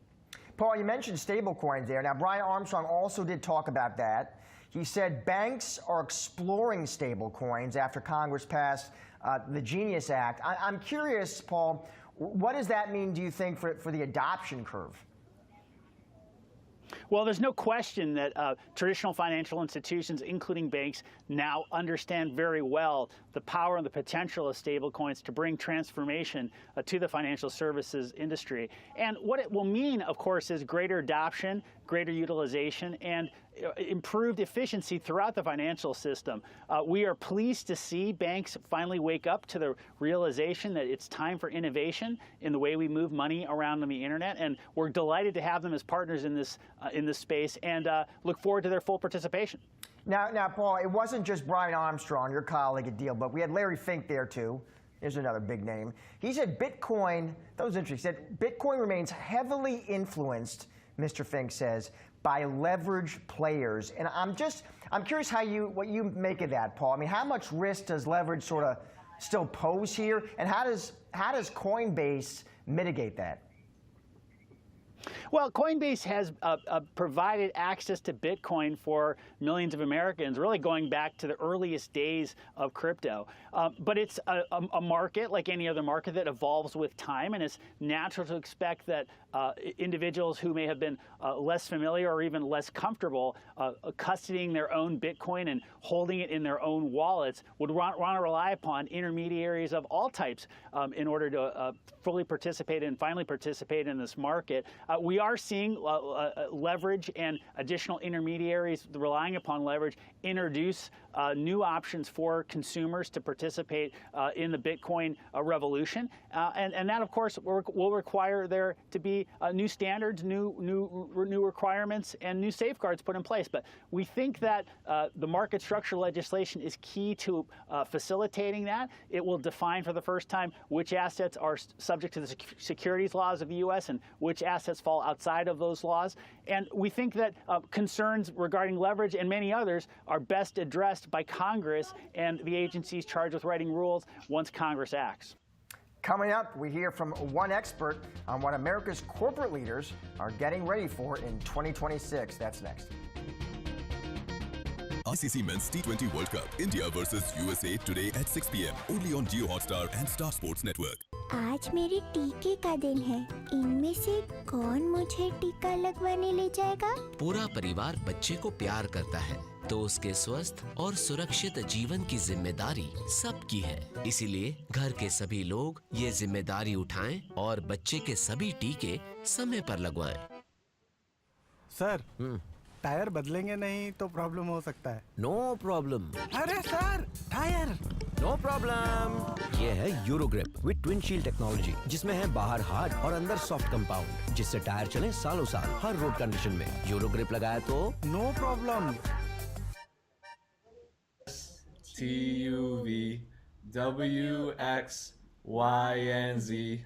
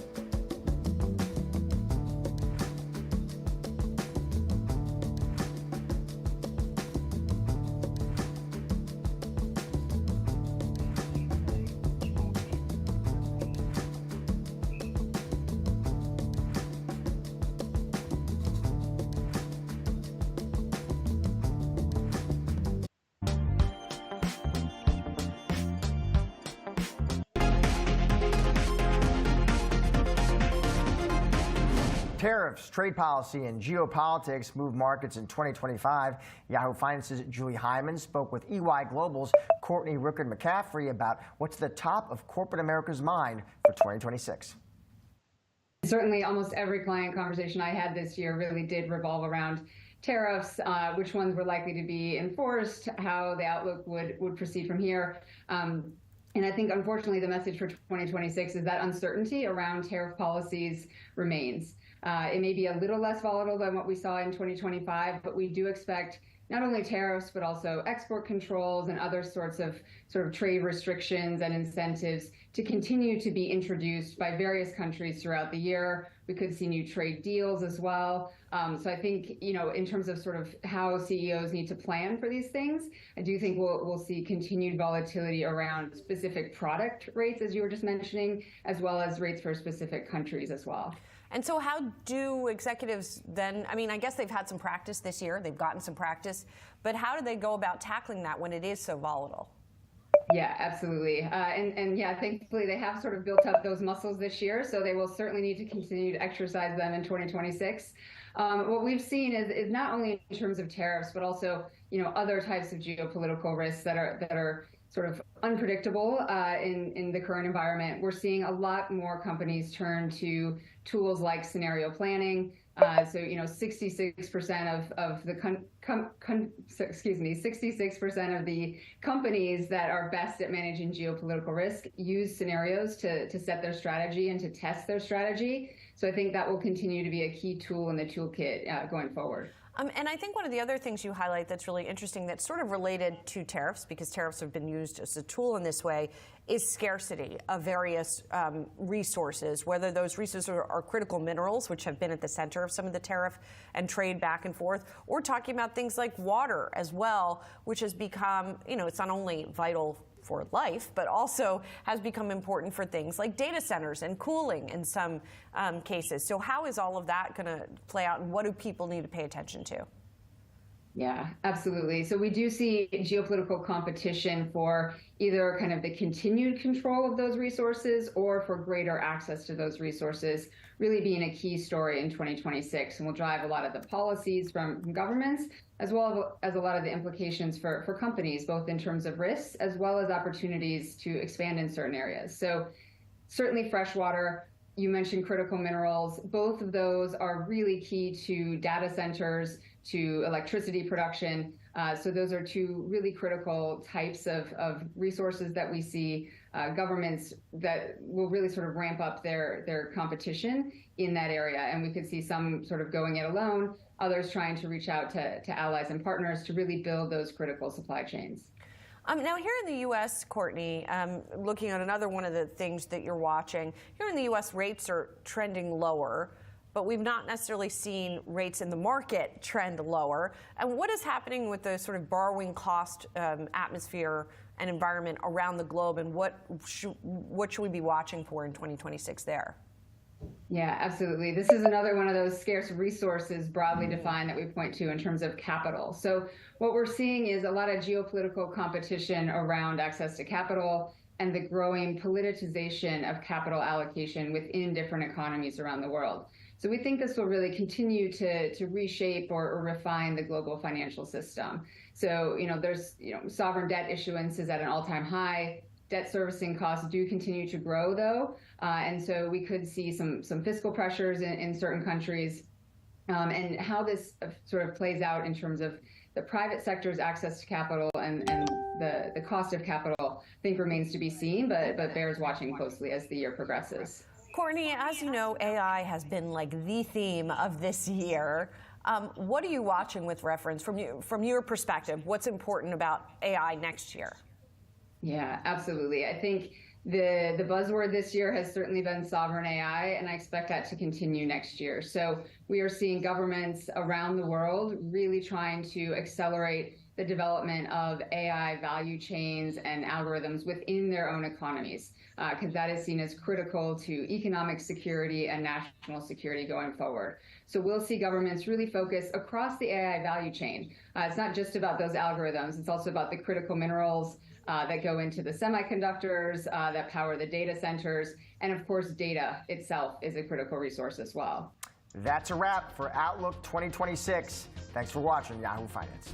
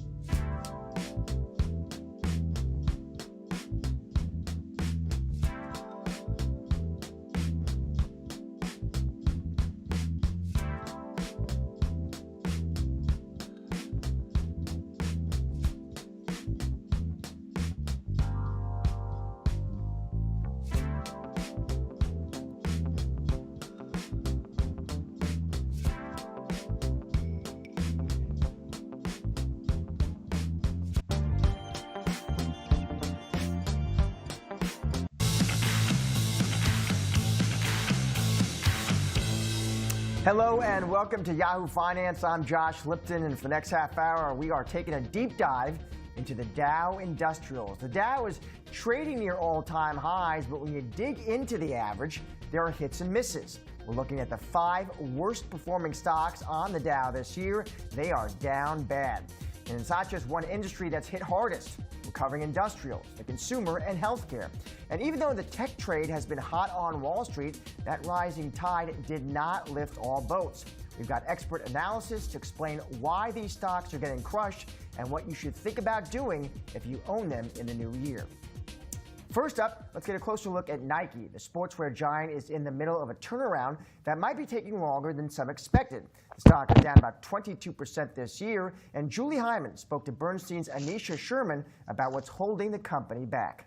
So Nike got a new CEO about a year ago, and his first course of action was to clear a lot of old, stale product. And that resulted in numbers getting cut towards the beginning of this year, which drove a further correction beyond last year's already down 30%. In the last 6 months, though, the tone has sounded a lot more positive. They've cleared most of their old products. The new product that's out in the market is working. Actually, a lot of the new running product is selling through well. The new Vomeras are actually sold out, I think, ahead of the holidays. And they are regaining market share with retailers.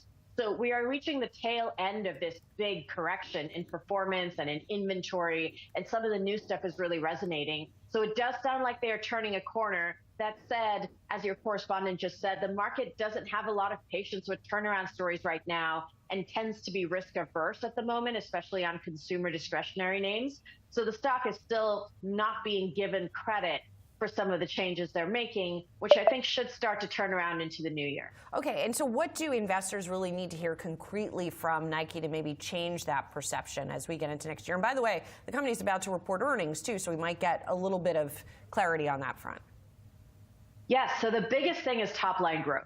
After several quarters of negative growth, Nike posted flat growth last quarter, which was much better than expectations. They have cautioned that this is not going to be a linear process.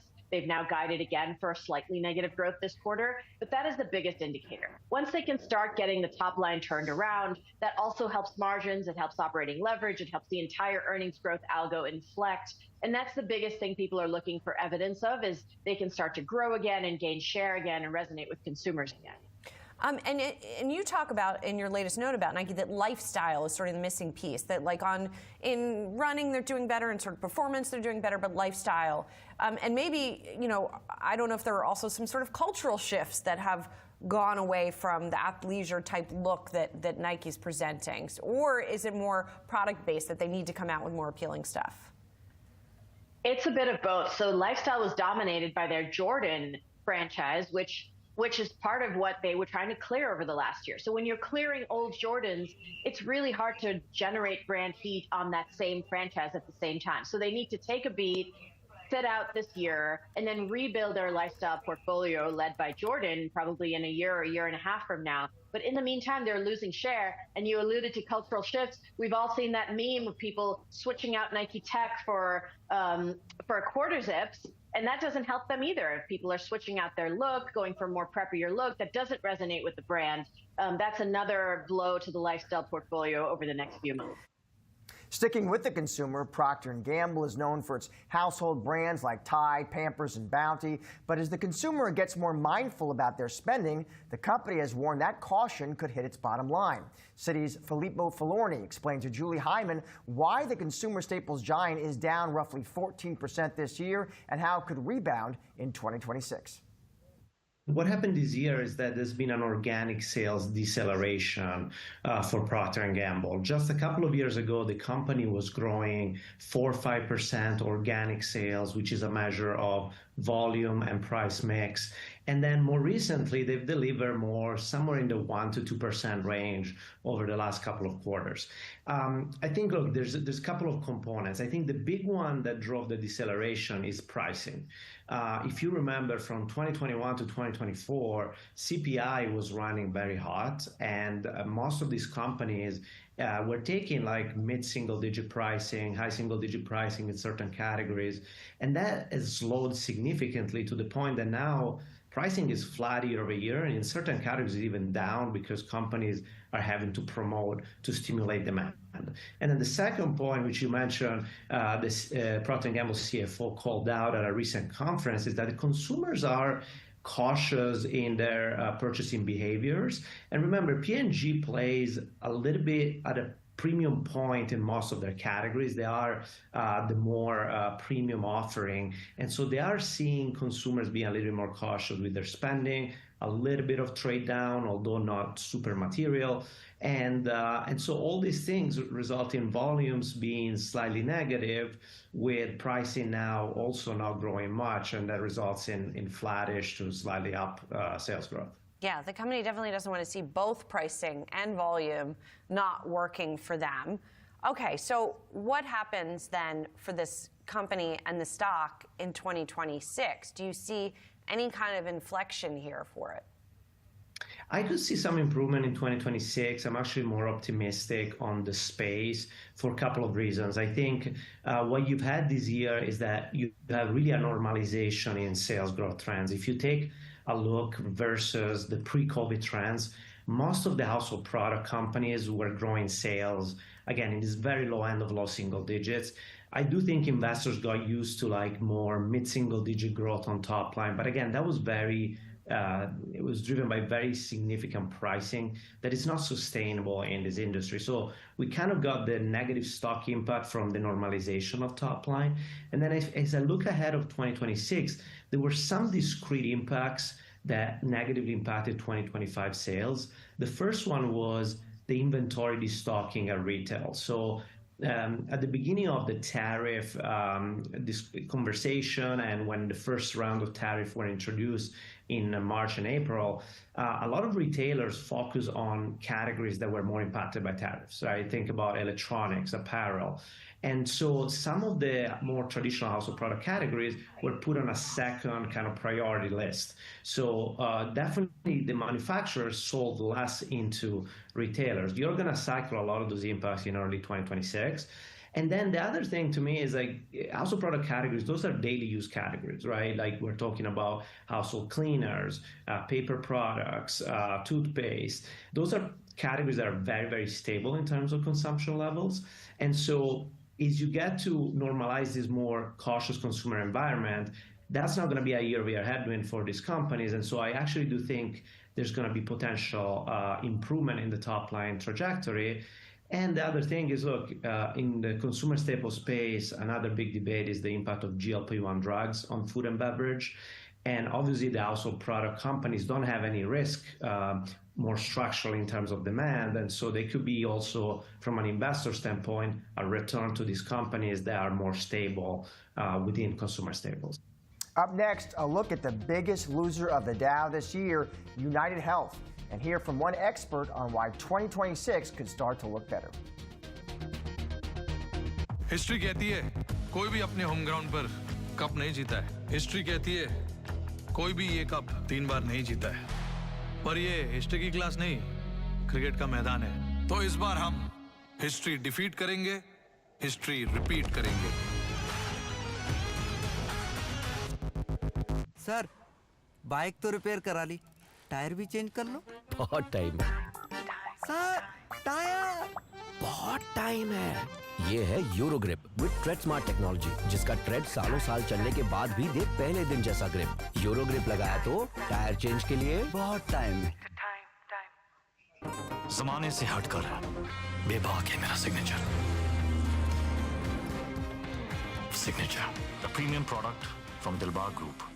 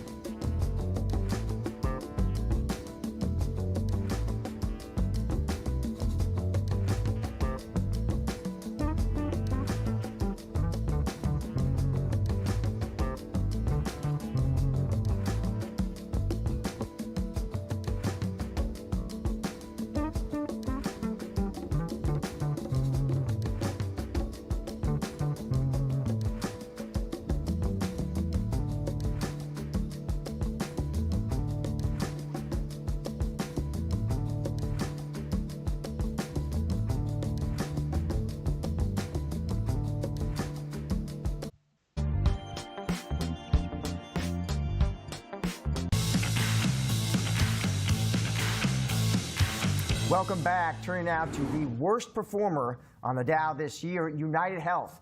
The insurance giant stock has lost more than a third of its value. healthcare investor and Professor Megan Fitzgerald explains some of the root causes of UnitedHealth's problems and how it can work toward a comeback in 2026. I think it's important to note that they not only do insurance, they provide direct care. So they take full vertical risk of the patient. And I think medical costs, claims management, it just was a tougher operating environment, cuts in Medicare Advantage. And I think they somewhat lost their way on being able to manage some of these surprises when usually they're a bellwether to see where the costs are going. On a positive front, Q3 looked pretty positive, that they were getting underneath it and they were guiding to say that they would be profitable and have a turnaround and have EPS growth this year. And so I think you're seeing the estimates come in where people are now seeing green shoots of that story. They've been here before. Remember, they started in 1974. They've been through numerous cycles of challenges in the market, and they've always been able to weather the storm. I'm also curious about sort of public sentiment towards UnitedHealth. Of course, we are witnessing the trial of someone who killed a UnitedHealth executive that's been going on now. Public sentiment has not been great, but you're not usually, most people are not shopping around that much for their healthcare plan. So is that something that affects the business?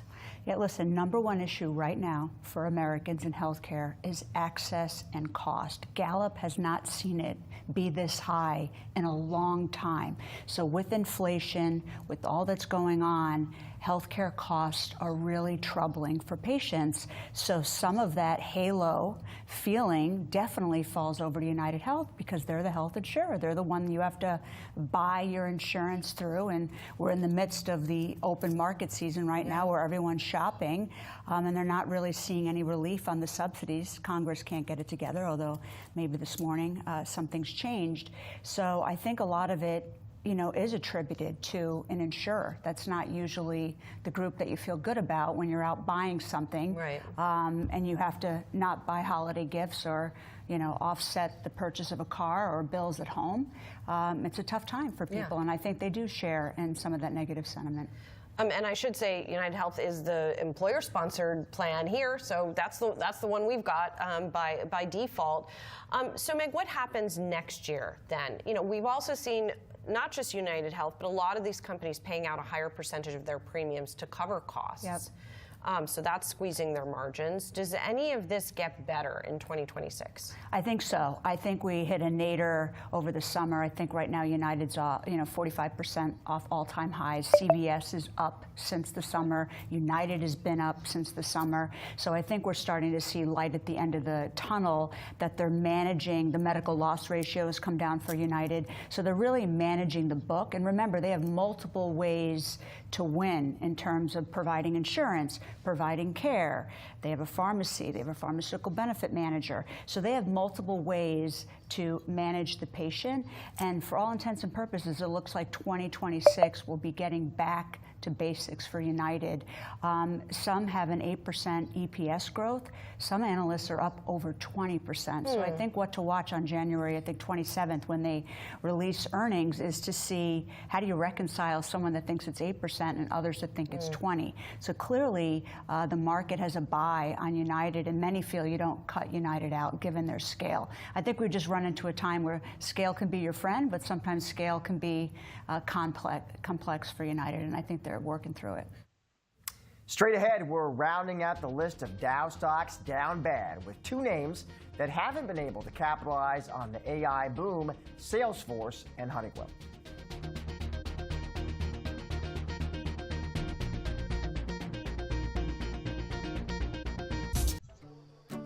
वाह बेटा, decoration नाही दादा, protection. माहित नाही तुम्हाला? प्रत्येक संकटापासून ट्रकचं रक्षण आणि इंजिनचं. ड्युराशेल टेक्नॉलॉजी वाला Castrol CRB Turbomax plus. 1,20,000 kilometre tested. म्हणजे बेस्ट ऑइल गॅरंटीड. माहित नाही तुला?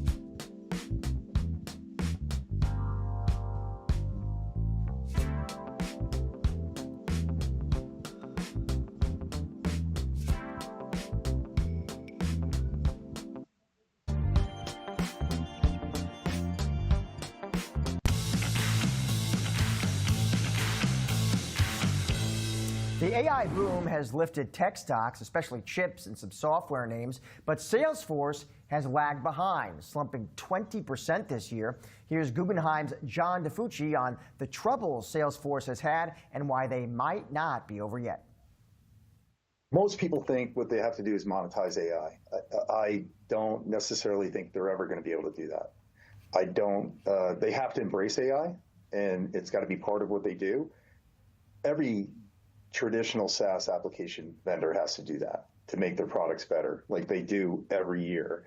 But they're probably not going to be able to monetize it because everyone's going to have it. So what I think they have to do is they have to do a better job of selling to the enterprise, and with good AI. Now they came out with Agentforce, as you know, a little more than a year ago, and it really hasn't done well because they had more marketing than they had product, and now they're trying to catch up on the product.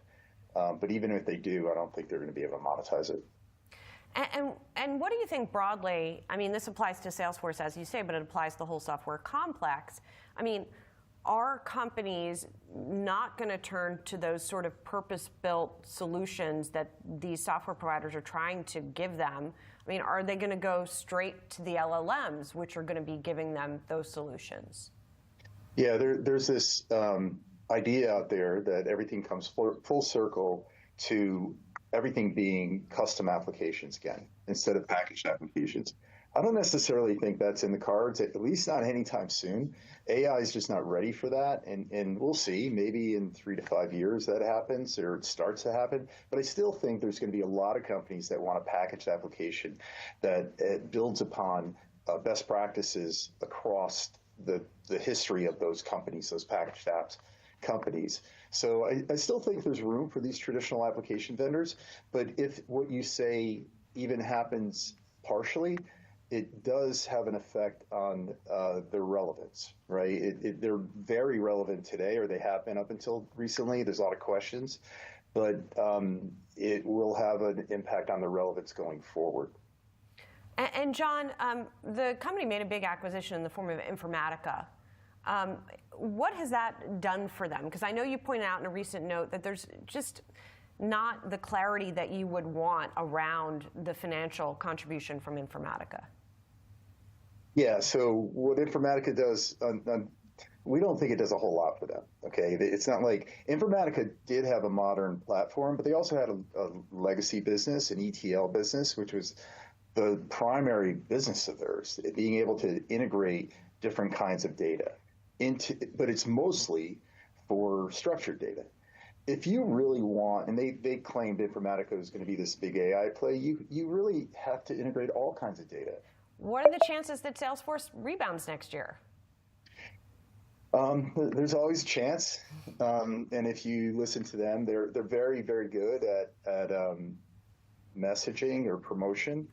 I don't think it's a great chance. I think there's just as much a chance as Salesforce's relevance continuing to moderate, and their growth going from, low double digits, which is what it's been not too long ago, to high single digits, to mid single digits over time. And unfortunately, I think that's it. That's just as likely to happen as them rebounding. Finally, Honeywell, that stock down roughly 8% this year, missing out on the gains its rivals have gotten thanks to AI. UBS's Amit Mehrotra spoke with Julie Hyman and explained why the company has underperformed its peers. Keep in mind that the Honeywell stock price today does not reflect the spin-off of their advanced materials business, which is now Solstice. So that gives maybe $10 more to the stock price.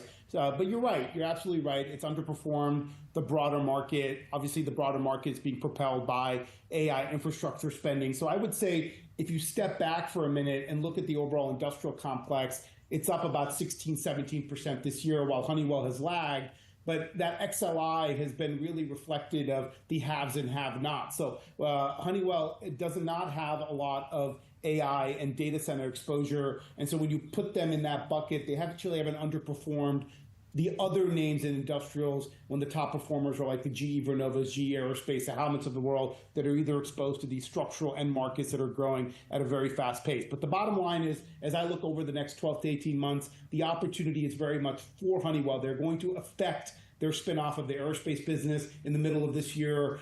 They're repricing some OE contracts that have been out of the money over the last several years. They have an automation business that part of that is growing very, very strongly. So I think there's going to be an education in the market as this company goes from a conglomerate to simplifies its story, and hopefully that translates to outperformance. But they've got to execute, and they've got to deliver on that opportunity. So it sounds like they're not necessarily chasing that AI build-out opportunity that the rest of the complex is, but you just think that the other businesses will be performing better independently than they were together. Well, listen, there's plenty of examples of companies that simplify or spin off that ultimately translate to significant value creation. So, for example, when you look at, the old United Technologies and what's come out of those businesses, when you look at Trane Technologies coming out of Ingersoll Rand, when you look at GE Aerospace and Vernova coming out of GE, obviously these are different stories, and in any case, there's some stock-specific dynamics going on. But the bottom line is that when you emerge from a conglomerate into a standalone company with direct end market exposure, those management teams tend to be very focused and allocate capital more efficiently. And I think that would be the opportunity for Honeywell, but they've got to deliver. And so hopefully starting in the middle of 26 and beyond will be a new chapter for that company as they go down the simplification path. Aerospace that part of the business has been doing better on a relative basis than most of the rest of the business. Do you expect that to continue going into next year? I mean, we know that sort of defense spending, for example, that has been holding up. Well, so Honeywell's aerospace business is a $17-18 billion revenue business. It's a huge business, and they've got good exposure to commercial aftermarket, defense and space, as you mentioned, and then also commercial OE. I would say part of that OE business has been under-earning because some of these longer-dated contracts have been, the inflation has outpaced their ability to recoup that inflation. Over the next 18 months, that starts to turn as some of these contracts get reset. And so the bottom line is that growth has not been the issue for Honeywell's aerospace business. Margin expansion has been the issue. One is their starting point is quite high. This is a 25-26% margin business, so by no means is it a bad margin business, but they just haven't expanded it to the rate that they have because of this OE versus aftermarket mix being exacerbated by some of these OE contracts that are just underwater. And so net, I would think that this is the company that's going to be giving their 2026 guidance this time next month. I think they'll be in a position to talk about high single-digit growth in aerospace, margin expansion in aerospace, which has not been part of the story, and then they can continue to build on that in 27 as they reset some of these contracts. So I actually think the aerospace story is turning from average to maybe not so good from a bottom-line perspective to actually a pretty interesting, compelling margin opportunity starting in 26. That's a wrap on Down Bad. Thanks for watching.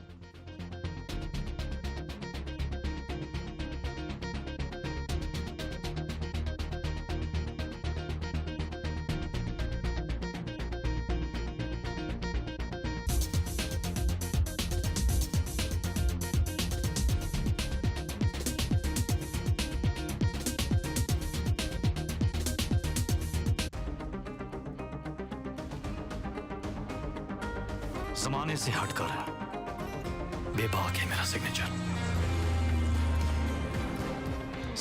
Finest Cardamom Seeds, a premium product from Dilbar Group.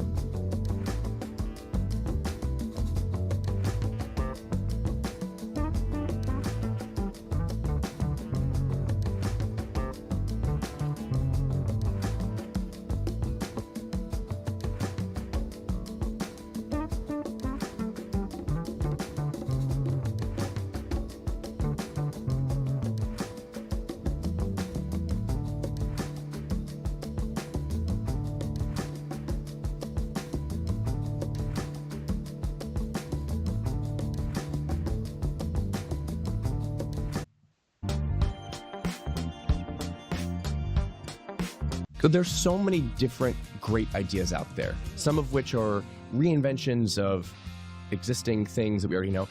But to find something that really organically I needed that actually wasn't in the market at all, that was the sign. I was like, oh, I've got to do this.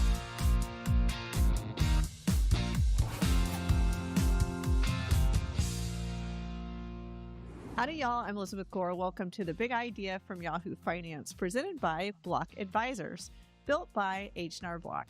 As the co-founder of the small business funding platform Hello Alice, it has always been my mission to help ensure entrepreneurs have the tools they need to succeed. So let's cowboy up. Today's big idea question is, how can I quickly create a company? Our industry focus will be coffee. Yum. Joining me today to talk about this is Kason Crane. Kason is the founder of Explorer, a coffee company based out of Brooklyn, specializing in cold brew. There's no one better to answer today's big idea question. Let's talk to Kason. Oh my gosh, the Explorer story is so incredible. I mean, thank you, cold brew, by the way, or I would die. My witching hour is 4 p.m. and your like low caffeinated cold brew is to die for. Well, I am a true gay man in the sense that I'm drinking my cold brew all winter long, no matter how cold it is. So if 20 below out, you're like. Yeah, sometimes I do need to like wrap a few napkins around my Do you ever put a koozie on your cold brew? Oh my gosh, no, wait. I don't know why. I'm going to make you a koozie. That would be so good. Okay, done. So Explorer, first of all, the fact you built that company in 6 months blows my mind. We'll come back to that. But tell me the story. So for me, Explorer was my silver lining from COVID. Okay. Where we were all, stuck in our sheltering in place. Right. And I had been working as a strategy consultant. And really, it started as a hobby. I have to give credit to my therapist who was like, Kason, you need a hobby. Like the restaurants are shut, the bars are shut, you can't run outside. I'm a huge athlete. Right. And we were like stuck inside. And so I thought, why not brainstorm business ideas? There you go. How fun. Like people don't think of that as a hobby, but it's actually, I would highly recommend it. And out of that, I kind of do that for a living and I love it. Well, it eventually becomes then such a hobby that it takes over your life. Yeah. And Okay, so you're brainstorming businesses. brainstorming businesses fueled by Cold brew. Obviously. Okay. But because I was stuck at home, I was just drinking it later and later and later in the day and night. Right. So my husband turned to me at one point and was like, Kason, I will leave you if you do not switch to decaf. Like, you are keeping us both up You're going all up night. around the walls. Like, crazy. Yeah. And so I searched for decaf cold brew. Mhm. And it didn't exist. Wow. And that was one of those, like, there's so many. It's so crazy. How's that possible, right? It's like so interesting to me. It is crazy, and it's not what I waiting for you. expected. There's so many different great ideas out there, some of which are reinventions of existing things that we already know.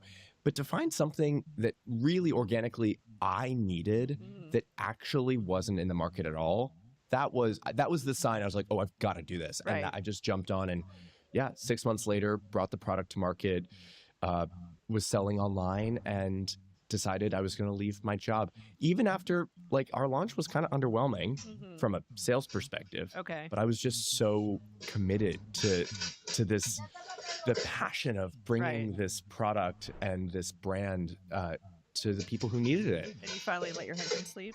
Yes. I committed to full calf before 2 p.m. There you go. Then half calf, but only before 4. Okay. And then after 4 p.m., only decaf. Good man. Good man. So So I love products that come out of a need, that an entrepreneur sees it and is like, what?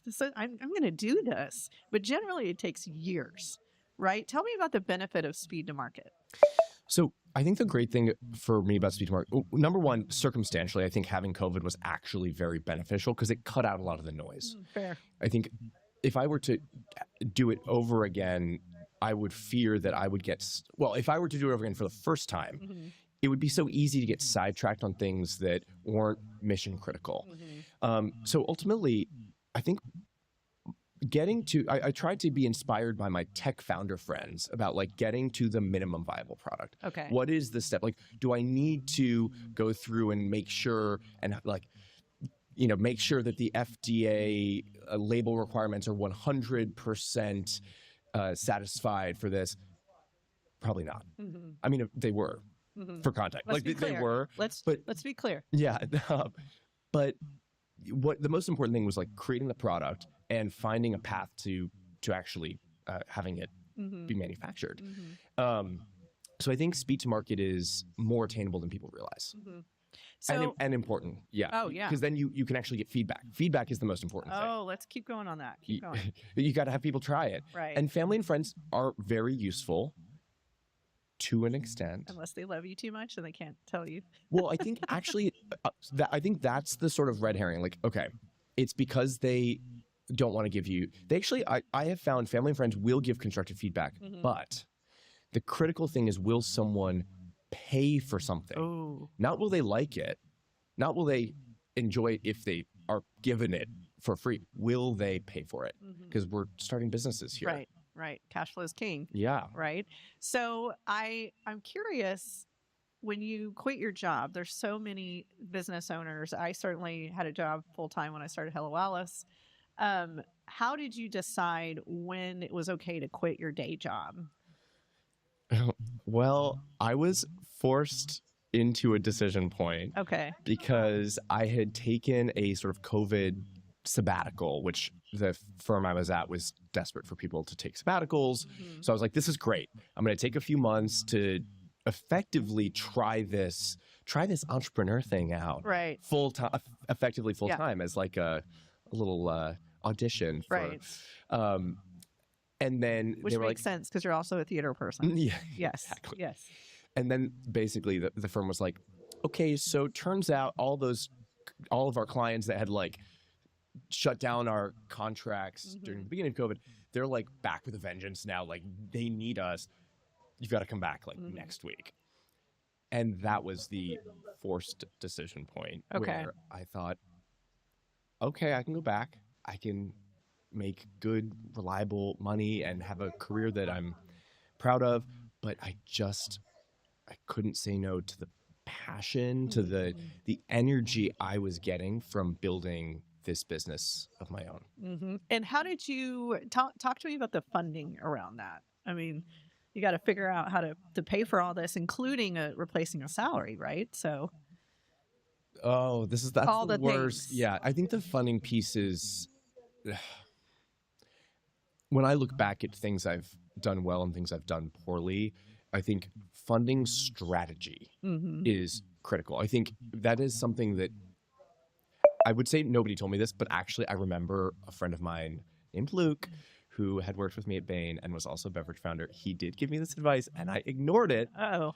So I ignored the advice, but to try and synthesize it, it's basically go in. It's not just the unit economics, right? Like as you're thinking through all the different things, the actual funding strategy is almost just as critical, because there are certain products or industries, I would say food and beverage is one of them, where the idea of bootstrapping your way to success or to an exit as a food and beverage product, that's a myth. It's a myth that is, there have been a few examples in the last decade, like a very, very small handful. The vast majority of brands fail, but the ones that have been successful because they have raised so much money, they're effectively too big to fail.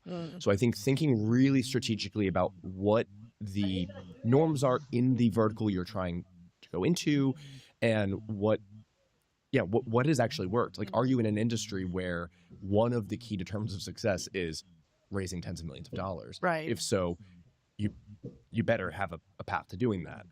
On the tactical side of funding one's life, I think every circumstance is different. I have friends who have stayed in part-time jobs, including at the same consulting firm I was at. I have a friend who's now doing a sort of a part-time thing there while he builds his business. I have another friend who's bartending at the Broadway theaters and building his non-alc beverage business. Everyone's different. In my case, I was very lucky that my husband said, I want you to go all in on this, and I can cover us. Thank you. Awesome partner. I know. Yeah. Awesome. He is the true, I wouldn't say co-CEO, because if he were a co-CEO, the business would probably be in a better place. He's it's good to know your strengths and weaknesses. Yeah.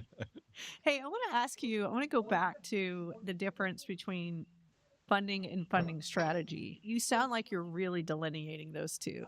So I think of funding as like the rat race of you're in it, you've started the business, like the business needs money. And again, if you're running a business that is so profitable that you're not worried about funding, right, that is amazing. Okay. But that's not the case for the vast majority of small business owners and entrepreneurs out there.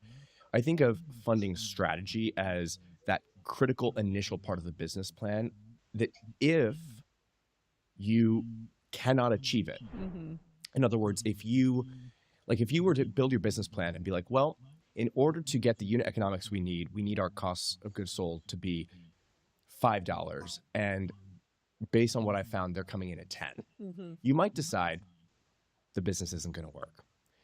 That's what it's that parallel on the funding strategy. Like, okay, to make this business successful, I'm going to need to raise at least $25 million. And it's going to be over a period of years, but like, it's going to be a big number.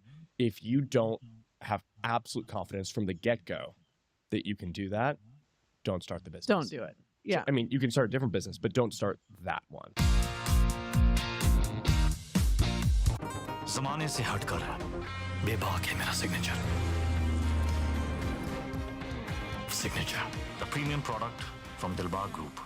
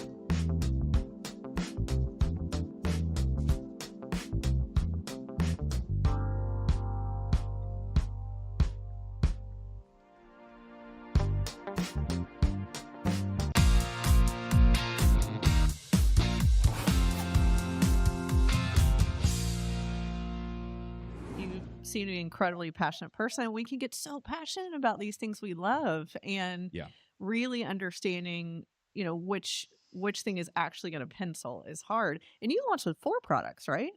4 different caffeine levels. Yeah. So the nice thing about coffee is that while it's 4 products, it's not like a protein bar or something where there's like a million different ingredients. And right. Coffee is a simpler vertical within food and beverage, thankfully. Right. It's just sourcing really great coffees and really great decaf, really great full calf, half calf that's a blend. And so it was 4 sounds more daunting than it actually was. Well, was it surprising? Were you surprised by customer feedback on which one of those were people liked or didn't like versus what you assumed was going to happen?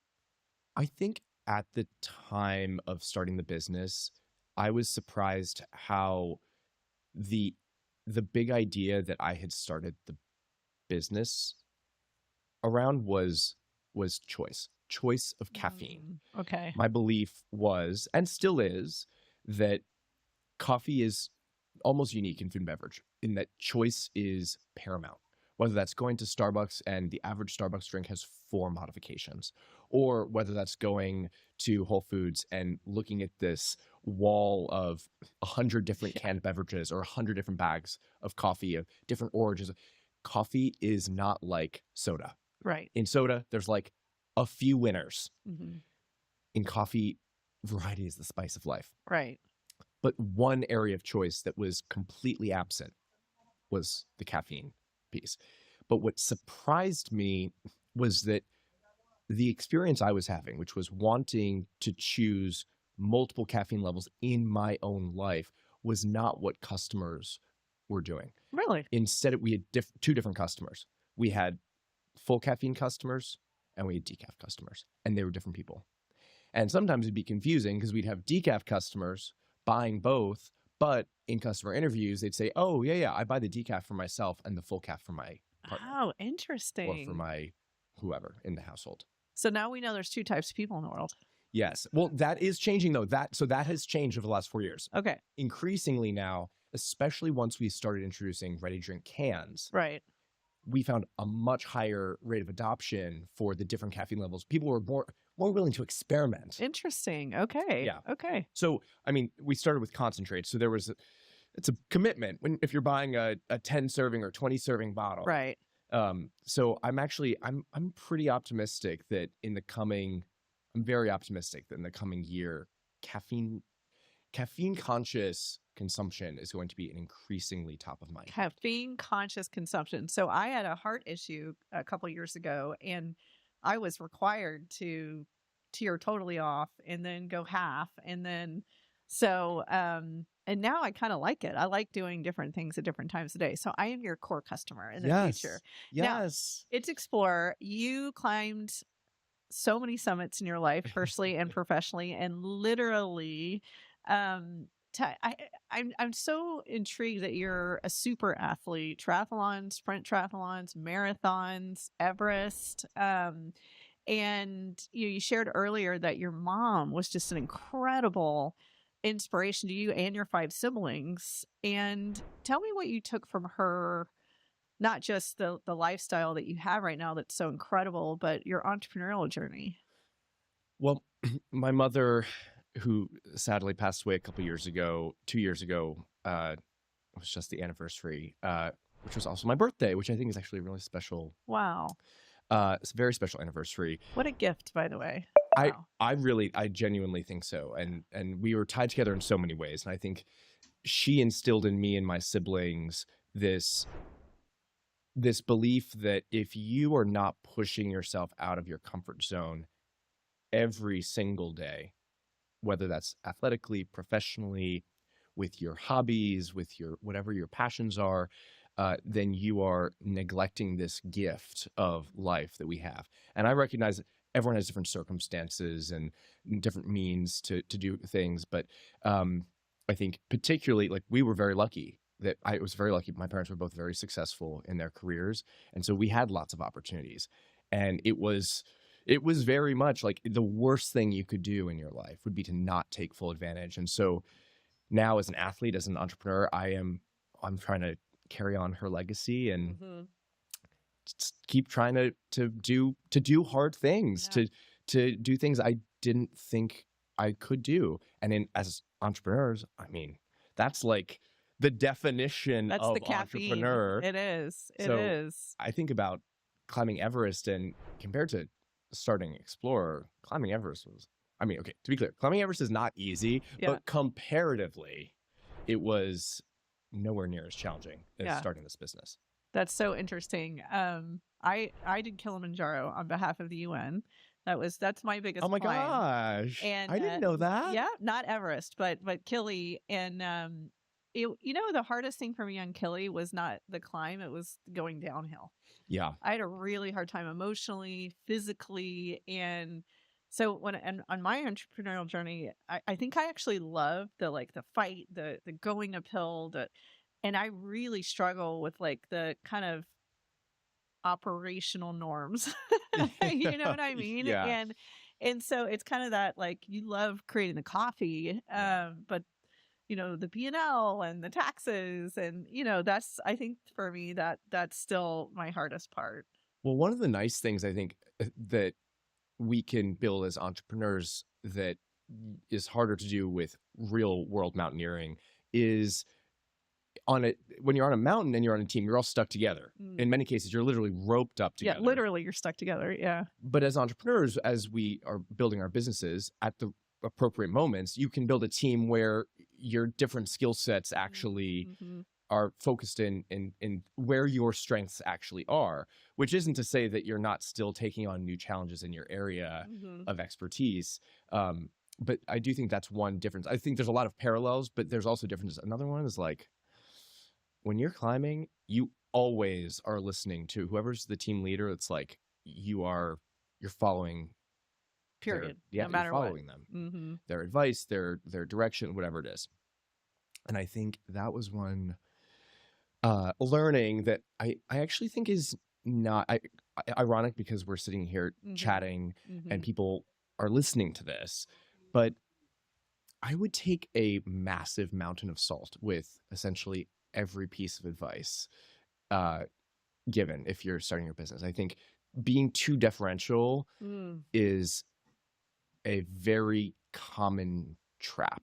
That is really, really interesting. And so you talked earlier about one of the reasons you got to go fast was there was a lot less noise. Yeah. Was that part of it? It's kind of like, it was like you and your husband in your kitchen and figuring stuff out, and you could just distill just like the information you wanted. And it was, I mean, really, there was no like going out and visiting places. It was just like, okay, well, I'm going to call these people. I'm going to call this person in Texas. We were in Bottle in Texas, and I'm going to email. I'm going to just. It was just very efficient. And what I wasn't doing was, spending too much time on Twitter or X, reading about all these other people's huge successes. Because if you are doing that, keep in mind, not everyone is honest with their success stories. That's true. People, I tell this, I mean, actually, this part is relevant for climbing.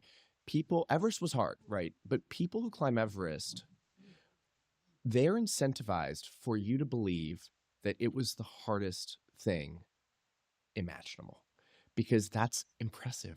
That makes them more impressive to you. The reality is, Everest is hard, it's incredible, it's beautiful, but it is a lot more doable than a bunch of other mountains out there. And a reasonably fit person with the means to go there and join a team could climb Everest, to be completely frank.